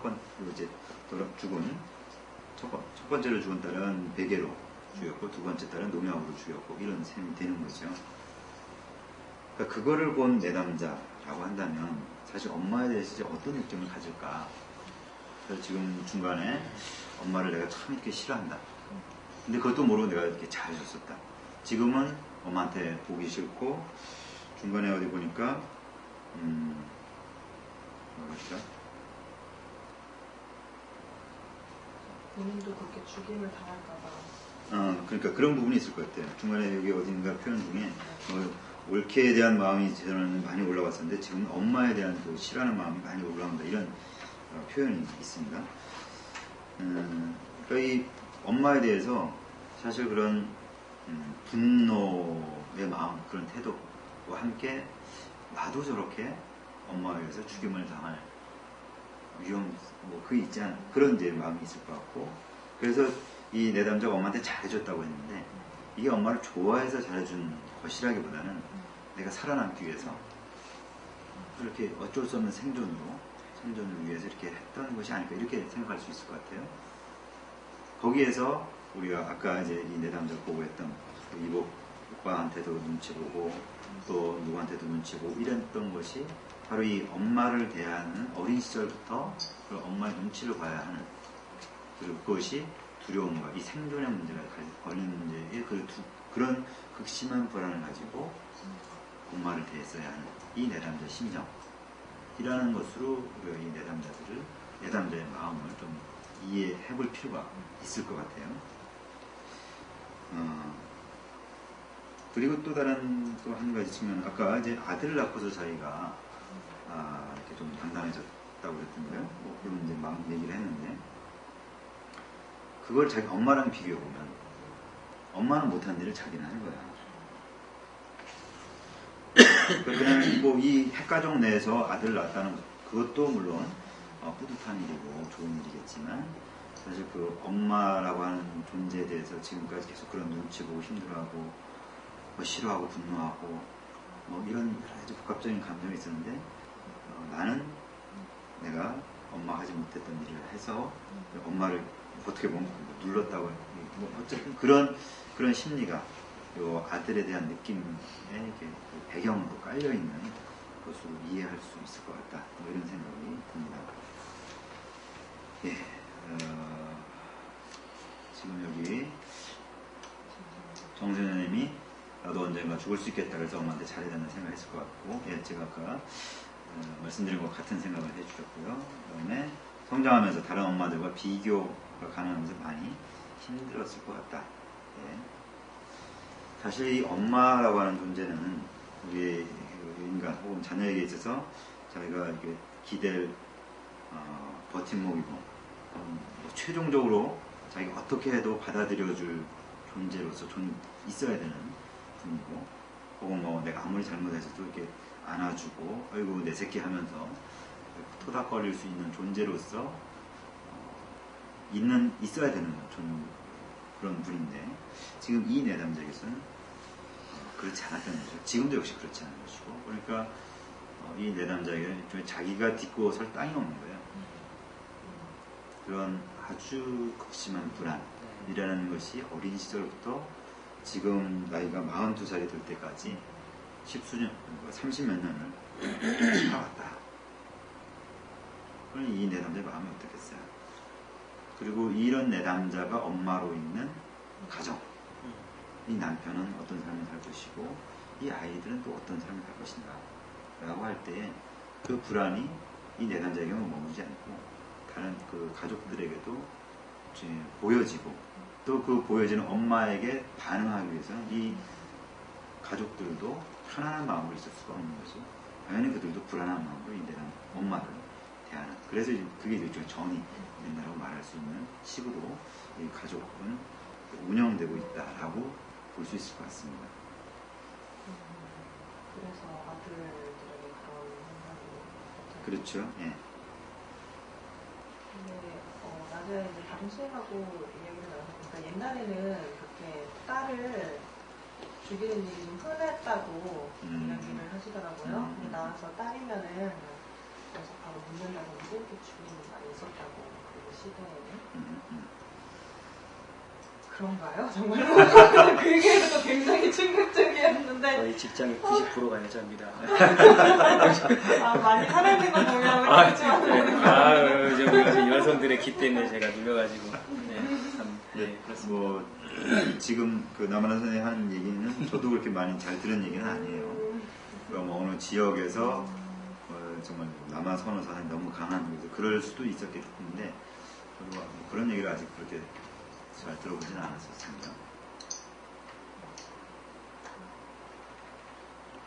그러니까 이 남자를 선호하는 건 분명히 있었고, 그래서 이제 남자를 낳지 못하면 뭐 여자들이 이제 소박을 맞는다든지, 뭐 둘째 척을 얻는 것이 일종의 당연시된다든지, 뭐 이런 것이 있긴 했어도 이렇게 살해한다 하지는 좀 저는 그렇게 익숙하게 들어본 내용은 아니었어요. 남자 여자 쌍둥이를 낳으면 그때는 딸아이를 많이 죽였다고. 그 같은 시간, 같은 날짜 이렇게 태어났는데 그 아들의 뭐 앞날을 막는다 뭐 이렇게 해가지고 많이 죽이는 일이 있었다고 그렇게 하시고. 굉장히 보편적인 일인 줄 알았습니다. 사실 이 보편이라고 하는 것은 사실 모든 사회 보편이라고는 있을 수가 없고 우리가 알고 있는 범위 내에서 그게 다 일어나고 있으면 우리는 그걸 보편이라고 생각하는 거죠. 우리 주변에 뭐 이렇게 나랑 비슷한 사람이 있으면 이게 보편적인 거라고 우리가 생각할 수 있는 건데. 자, 지금 정선 선생님이 또 글을 올려주신 친정엄마라는 연구를 봤는데 거기에서 엄마는 마음의 고향이다 라고 했는데 친정이 있어도 마음 편하게 가지 못하는 친정 이러면 참 힘든 일일 것이고 그래서 엄마를 용서하고 이해하는 일이 중요하다. 근데 아까 잠깐 나왔지만 이 사례 끝날 때 이 상담자가 아쉬워하는 거가 엄마랑 화해하지 못했다라는 거였는데요. 사실 그 화해라는 것이 지금 우리가 쭉 살펴본 이런 경험을 한 사람이라면 그 화해라는 게 과연 이게 정말 가능한 일일까? 뭐 이런 생각할 수 있어요. 이해할 수 있을까? 그렇죠. 그 엄마를 이해할 수 있을까?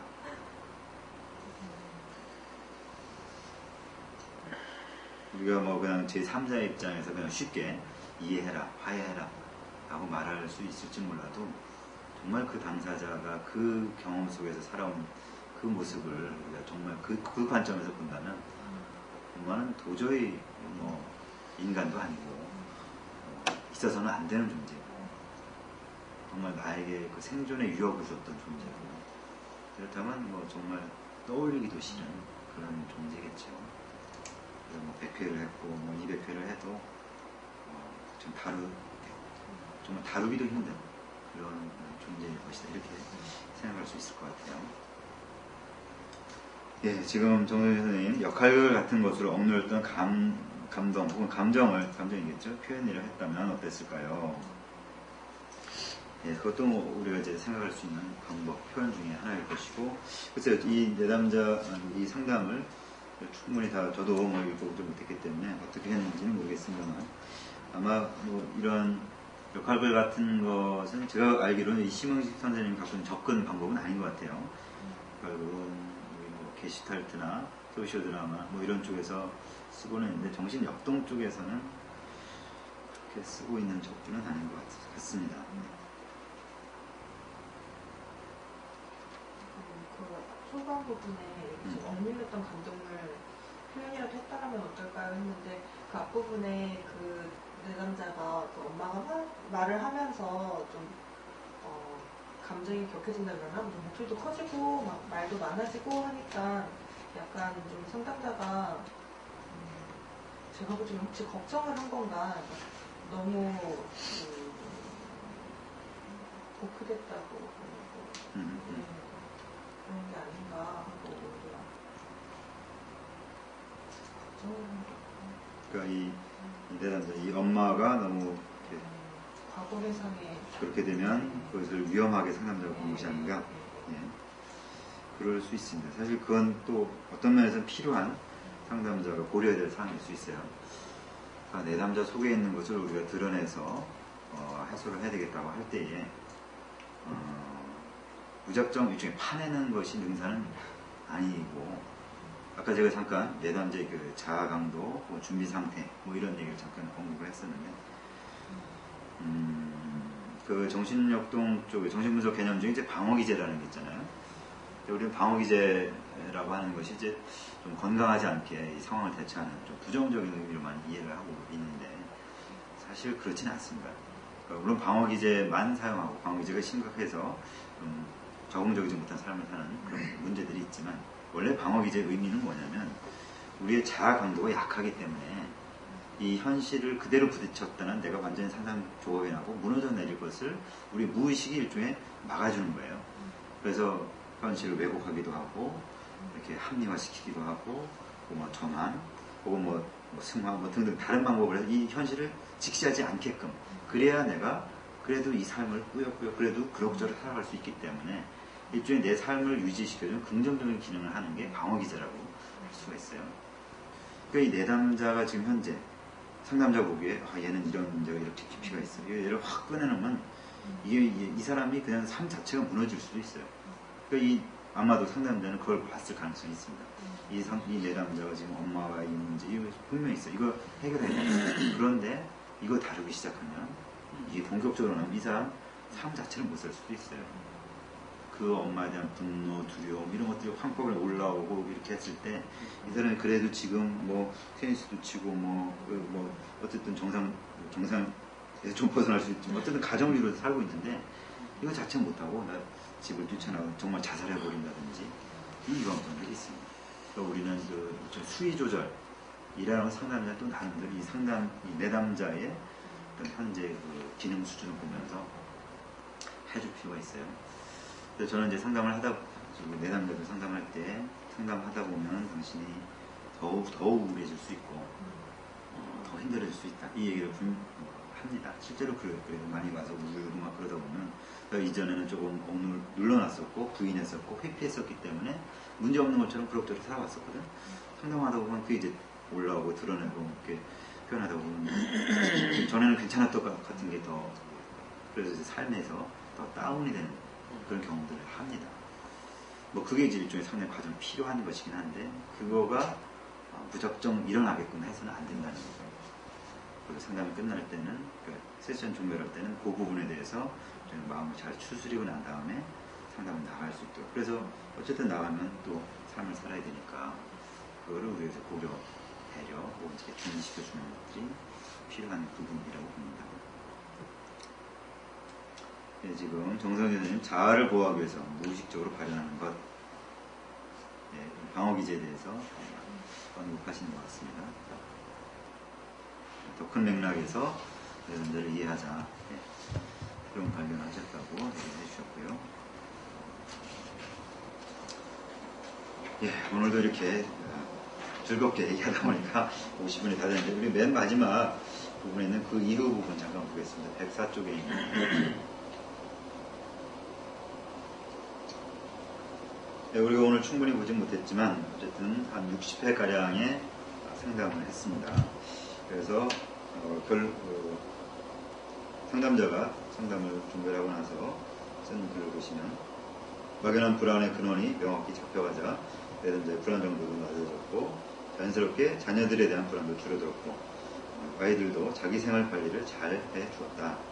내담자는 자녀들과 적절한 심리적 거리를 유지하면서 아이들의 속마음도 잘 알아줬고 대학에 입학한 딸아이는 마음의 여유를 갖고 진로를 돌려서 집에서 투자해준 것, 자기 욕구 인정해준 것, 엄마가 관심 가져준 것 등으로 어린 시절 사랑에 대한 갈증 충분히 보상받았다고 말했다. 그리고 내담자, 즉 어머니겠죠. 내담자의 아픔을 수용해주는 지지자가 되었고 딸 아이는 내담자가 힘들어하거나 집 분위기가 불편할 때 조정자의 역할도 하는 보조 상담자가 되었습니다. 즉 첫째 아이는 상당히 좋은 기능 수준과 이 엄마한테 좋은 역할들을 해주고 있네요. 자신도 죽음에 대한 불안으로 힘들어했듯 동생도 농약상을 죄책감으로 아이까지 입양해 키우면서 평생의 짐을 지고 산다 생각하니 동생에 대한 미움이 높기 시작을 했고요. 그 동생의 남편이 급성암으로 죽는 것을 지켜보면서 동생에 대한 측은지심도 깊어졌고 내담자는 동생과의 경쟁심, 피해의식에서 벗어나 새로운 관계 지평을 갖고 제부처럼 자신과 남편도 죽을 수 있다는 것을 간접 경험하면서 내담자는 서서히 삶의 모호함에 대한 인내도 생겼다. 불안으로 혼비백산하는 혼돈, 누군가를 쥐고 흔드는 모습, 윗사람들에게 과잉으로 잘하고 화냈던 모습 이런 등등이 현저히 감소되었고 아쉽게도 상담은 내담자가 엄마와 화해를 해야 하는 과제를 미결로 남길 때 종결되었다고 했습니다. 우리가 다루지 못했던 동생에 대한 부분, 또 동생의 남편이 죽는 과정 이런 얘기들을 되게 좀 정리를 하셨고요. 그러나 이제 내담자가 갖고 있던 불안이 극심해서 혼비백산했던 그런 모습들은 줄어들었고 아마 자녀들이겠죠. 자녀를 이제 쥐고 흔들려고 했던 그래서 자기의 어떤 불안을 안정시키려고 했던 이런 것들은 이제 없어져 갔고 또 윗사람들한테 지나치게 잘해주려고 했던 아마 이제 엄마에 대한 그 불안 때문에 했던 그것이 다른 사람에게도 전이 돼서 했던 모습이라고 보여지는데 이런 것도 많이 감소되었다라고 이야기를 하고 있습니다. 여기 이제 저는 여기서 주목되는 표현이 아래 문단 중간쯤에 서서히 삶의 모호함에 대한 인내가 생겼다.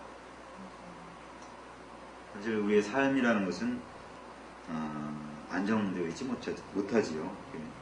내가 계획한 대로 되지 않고 갑작스럽게 생기는 어려움들 이런 것들이 많습니다. 사실 이 내담자 혹은 뭐 우리 모두가 겪고 있는 힘든 경험이라고 하는 것은 결국 그런 우리가 기대했거나 예상했거나 생각하는 대로 되지 않는 삶에 대한 대처로서 생기는 경험, 그것의 감정이다 이렇게 말할 수 있을 것 같아요. 그래서 이 내담자는 극심한 불안을 갖고 살고 있다고 얘기했는데, 불안이라는 것은 지금 말씀드린 그런 거죠. 내가 원하는 대로 되지 않는 거야. 이 세상이 지금 이 내담자고 엄마가, 아빠가, 또 내 동생이 혹은 내 자식들이 내 마음대로 되지 않는 거야. 이게 이제 삶의 불안이잖아요. 그것 때문에 많이 힘들어하고 있었어. 그래서 그것을 이 상담에서 그 감정들 쭉 하면서 일종의 그런 내담자의 오래되었던 불안들이 일종의 해소되는 측면들이 있지만, 그런 또 다른 이 죽음이라는 상황들을 경험을 하면서 이 삶의 모호함이라는 걸 또 현실적으로 보게 되고, 그런데 이 내담자가 이전에 있었던 불안을 어느 정도 해소를 했기 때문에 실제적인 그 죽음이라는 새로운 주제가 자기한테 왔음에도 불구하고 그것을 견뎌내는 힘을 갖게 됐다. 이런 표현으로 저는 생각이 듭니다. 뭐 우리의 삶은 항상 모호하고 어렵지만 우리가 근본적으로 가져왔던 불안을 일정 정도 해소하는 그 모호함에 대한 견디는 힘이라고 하는 것을 갖게 된다. 삶의 모호함 자체를 우리가 해결해서 명확하게 우리가 원하는 대로 세상을 만들어갈 수는 없는 거죠. 그것을 대처하는 힘을 기르는 것, 이게 아마 상담의 목표, 목적일 것이다 이렇게 생각할 수 있을 것 같습니다. 네, 이 부분에 대해서 좀 생각되시는 거 있으면 얘기해 보실까요?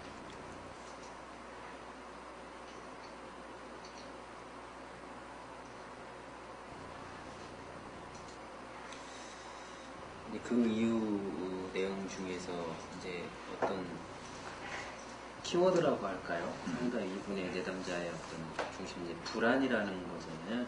불안이라는 건 이제 얘기 들었는데, 불안이라는 것도 마찬가지지만 이제 살아가면서 다양한 여러 가지 문제가 있지만 그 중에서 이 불안이라는 것 또한 뭐랄까요? 다룰 수 있고 다룰 수 없고 차이가 굉장히 큰 것 같아요. 그러니까 이 상담을 끝내놓고 종결하면서 내담자가 어느 정도 불안이라는 그거를 이렇게 뭐랄까요? 조금 본인으로부터 좀 이렇게 좀 떨어져 놓고 다룰 수 있는 능력, 그런 부분이 좀 생겼기 때문에 불안이 있음에도 불구하고 그 불안 때문에 균형을 잃지 않고 있지만 있는 상태로 본인이 이제 본인 것으로 막 이렇게 악영향을 미치지 않도록 잘 다룰 수 있게 되었다라는 그 부분이 이제 100회라는 뭐 그런 부분도 있겠지만 또 57회까지 오면서 그런 어떤 그 효과로 작용할 수 있었던 것 같고요. 그 동시에 어떤 또 생각도 드냐면, 이게 이제 처음 시작이 중학생 아들이 팬티에 대변 묻히는 문제로 왔는데 이 결과는 굉장히 정말 어렵고 혼란스럽고 무거운 주제고 그렇잖아요. 과연 저한테 누가 이렇게 문제로 우리 아들이 스트레스를 받으면 팬티에 대변을 묻히는데 이렇게 왔다면 저랑은 어떻게 할까 하는 생각이 드는 거예요. 그래서 와, 이게 정말 이 전문가와 이 초보 상담자가 바라보는 시각 자체, 또 그런 부분들이 굉장히 이건 큰 차이가 날 거라고 생각을 일단은 들었습니다. 저는 일단 병원부터 먼저 데리고 가보라고 그러고 갔거든요. 이게 다른 것에 대해서 너무 실망하실 필요는 없습니다. 네. 왜냐하면 우선 저는 이제 일종의 초보이고 앞으로 이렇게 훈련해서 결국 이 경지까지 혹은 이 경지를 넘어서 갈 수 있고, 이분도 지금 뭐 이 수십 년간 이 상담을 해오신 결과로서 이런 통찰력과 또 이런 이제 상담 진행을 하신 것이죠. 또 우리가 이 대가들 혹은 이게 뛰어난 선배들을 보면서 너무 이렇게 좌절을 하는 것은 적절하지 않습니다. 왜냐하면 그분은 그분 나름대로 경험 삶이 있죠.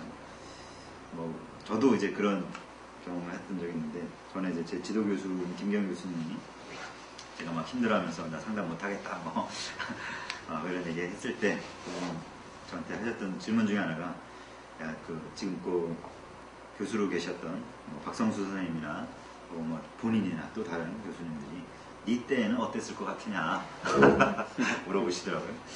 뭐 잘 생활하셨겠죠. 그랬더니 다 이때 너 같은 고민을 했고 너같이 힘들어했고 그런 과정들을 거쳐서 지금의 저런 모습이 된 거다. 이런 얘기를 해주셨습니다. 저한테 참 많은 공력을 했습니다.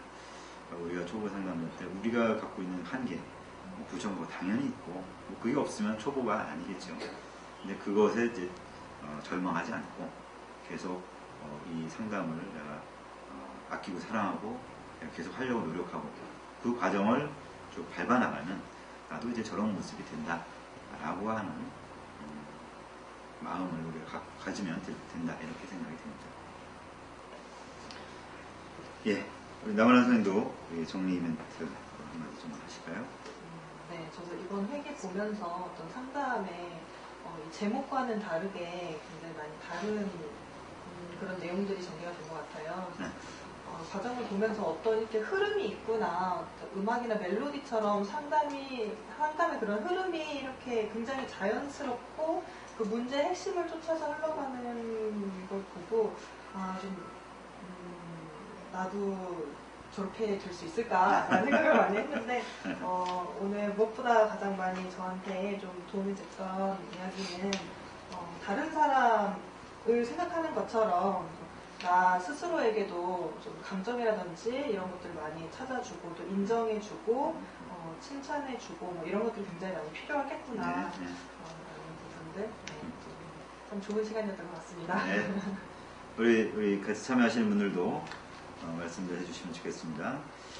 예, 조아람 선생님 이렇게 어디서든 슈퍼비전에 참여할 수 있게 돼서 감사하고 또 라포 형성의 중요성을 다시 한번 생각하게 됐다라고 말씀해 주셨습니다. 예, 우리 참여하셨던 여러 스님들도 본인의 경험들을 간략하게라도 이렇게 올려주시면 서로 공유할 수 있어서 좋을 것 같습니다. 김재호 선생님 많이 심각해지신다고요. 네, 김재호 선생님은 직접 음성으로 해주셔도 좋습니다. 심각해지신다 그러셨는데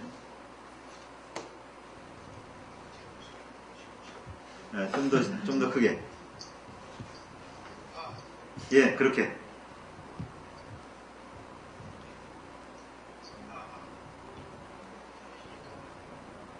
네, 조금만 더 크게 말씀해 주세요. 크게 할까요? 아, 네, 좋습니다. 예, 그렇게.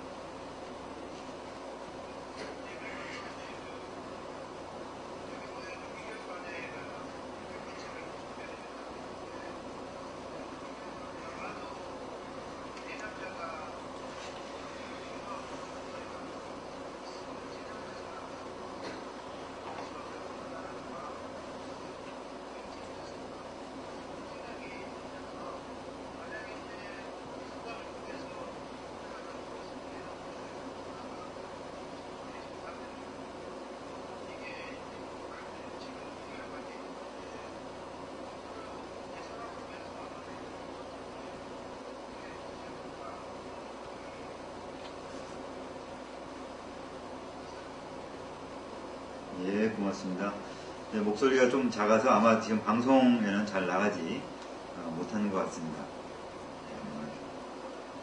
네, 김재훈 선생님께서는 이제 그 상담자의 냉정성에 대해서 말씀을 해주신 것 같습니다.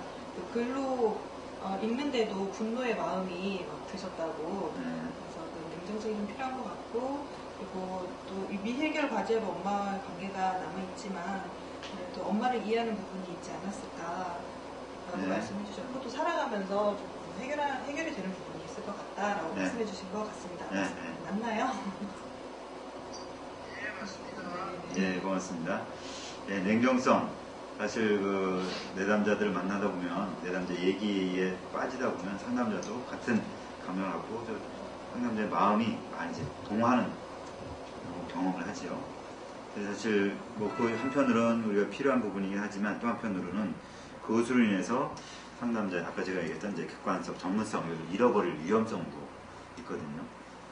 상담자는 일종의 두 줄을 타는 거라고 흔히 얘기를 합니다. 한 줄은 내담자와 같이 가는 거고 한 줄은 거기서 벗어나서 내가 지금 무슨 짓을 하고 있나, 무슨 일을 하고 있나 이걸 이제 같이 바라보는 그렇게 이제 해서 결국은 이 선도 다 올라가야 되죠.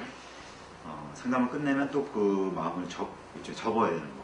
그래서 새로운 내담자를 만날 때 또 새로운 마음으로 만나야 되는 참 그 힘든 작업을 상담자는 하는 것이다 이렇게 말할 수 있을 것 같습니다. 예, 좋은 말씀 감사하고요. 지금 이제 최낙현 선생님 본인이 몸이 아파 보니까 상담자가 건강한 정신뿐만 아니라 건강한 몸도 있어야 된다 라고 하는 얘기를 해주셨습니다. 그에 대해 추가로 선생님 육적인 존재가 아니라 영과 혼과 육이 모두 건강해야 되고 감기 걸리고 나을 거라고 믿고 나은 것처럼 행동해 보자. 지금 정선희 선생님 내담자의 호소 문제가 빙산의 일각이었듯 문제 해결 방법도 다양할 수 있다. 상담자가 더 큰 시야로 보자. 불안해하지 말자. 이런 얘기고요. 김미선 선생님 43회부터 지속적으로 내담자가 불만을 토로하고 화를 내는 모습을 보이는데도 상담자가 이를 잘 버텨주는 모습이 배울 점이 많은 것 같습니다. 예, 사실 이런 내담자의 분노를 막 상담자가 이렇게 경험을 하면서 참아내기 참 어렵습니다. 이것을 일단 이 상담자는 잘 견뎌주신 것 같은데 이런 것도 잘 해보시고 최낙현 선생님 박주하 선생님으로부터 이 메시지가 있었나 보네요. 컴퓨터가 이상하다고 해서 대신 글을 올립니다. 라포 형성의 중요성, 상담자의 건강이 상담에 미친 영향을 다시 한번 생각하며 자기관리의 중요성도 생각해보게 됐고 준날씨 감기 주의해라 라고 하는 의견도 있다고 합니다. 예, 감사합니다. 박 프로님.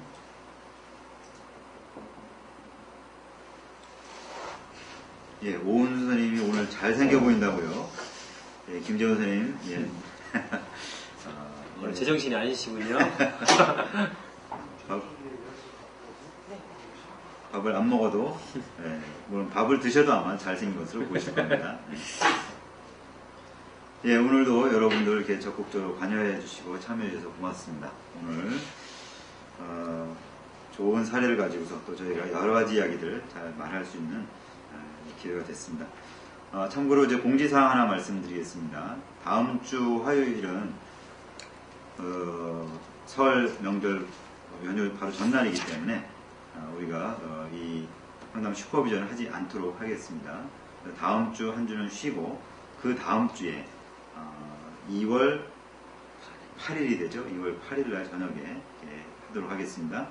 예, 우리 김재훈 선생님 한일전 응원하자고 그러셨는데요. 예, 10시에 한일전 축구합니다. 예, 여러분들 같이 보셔서 응원해 주시면 고맙겠습니다.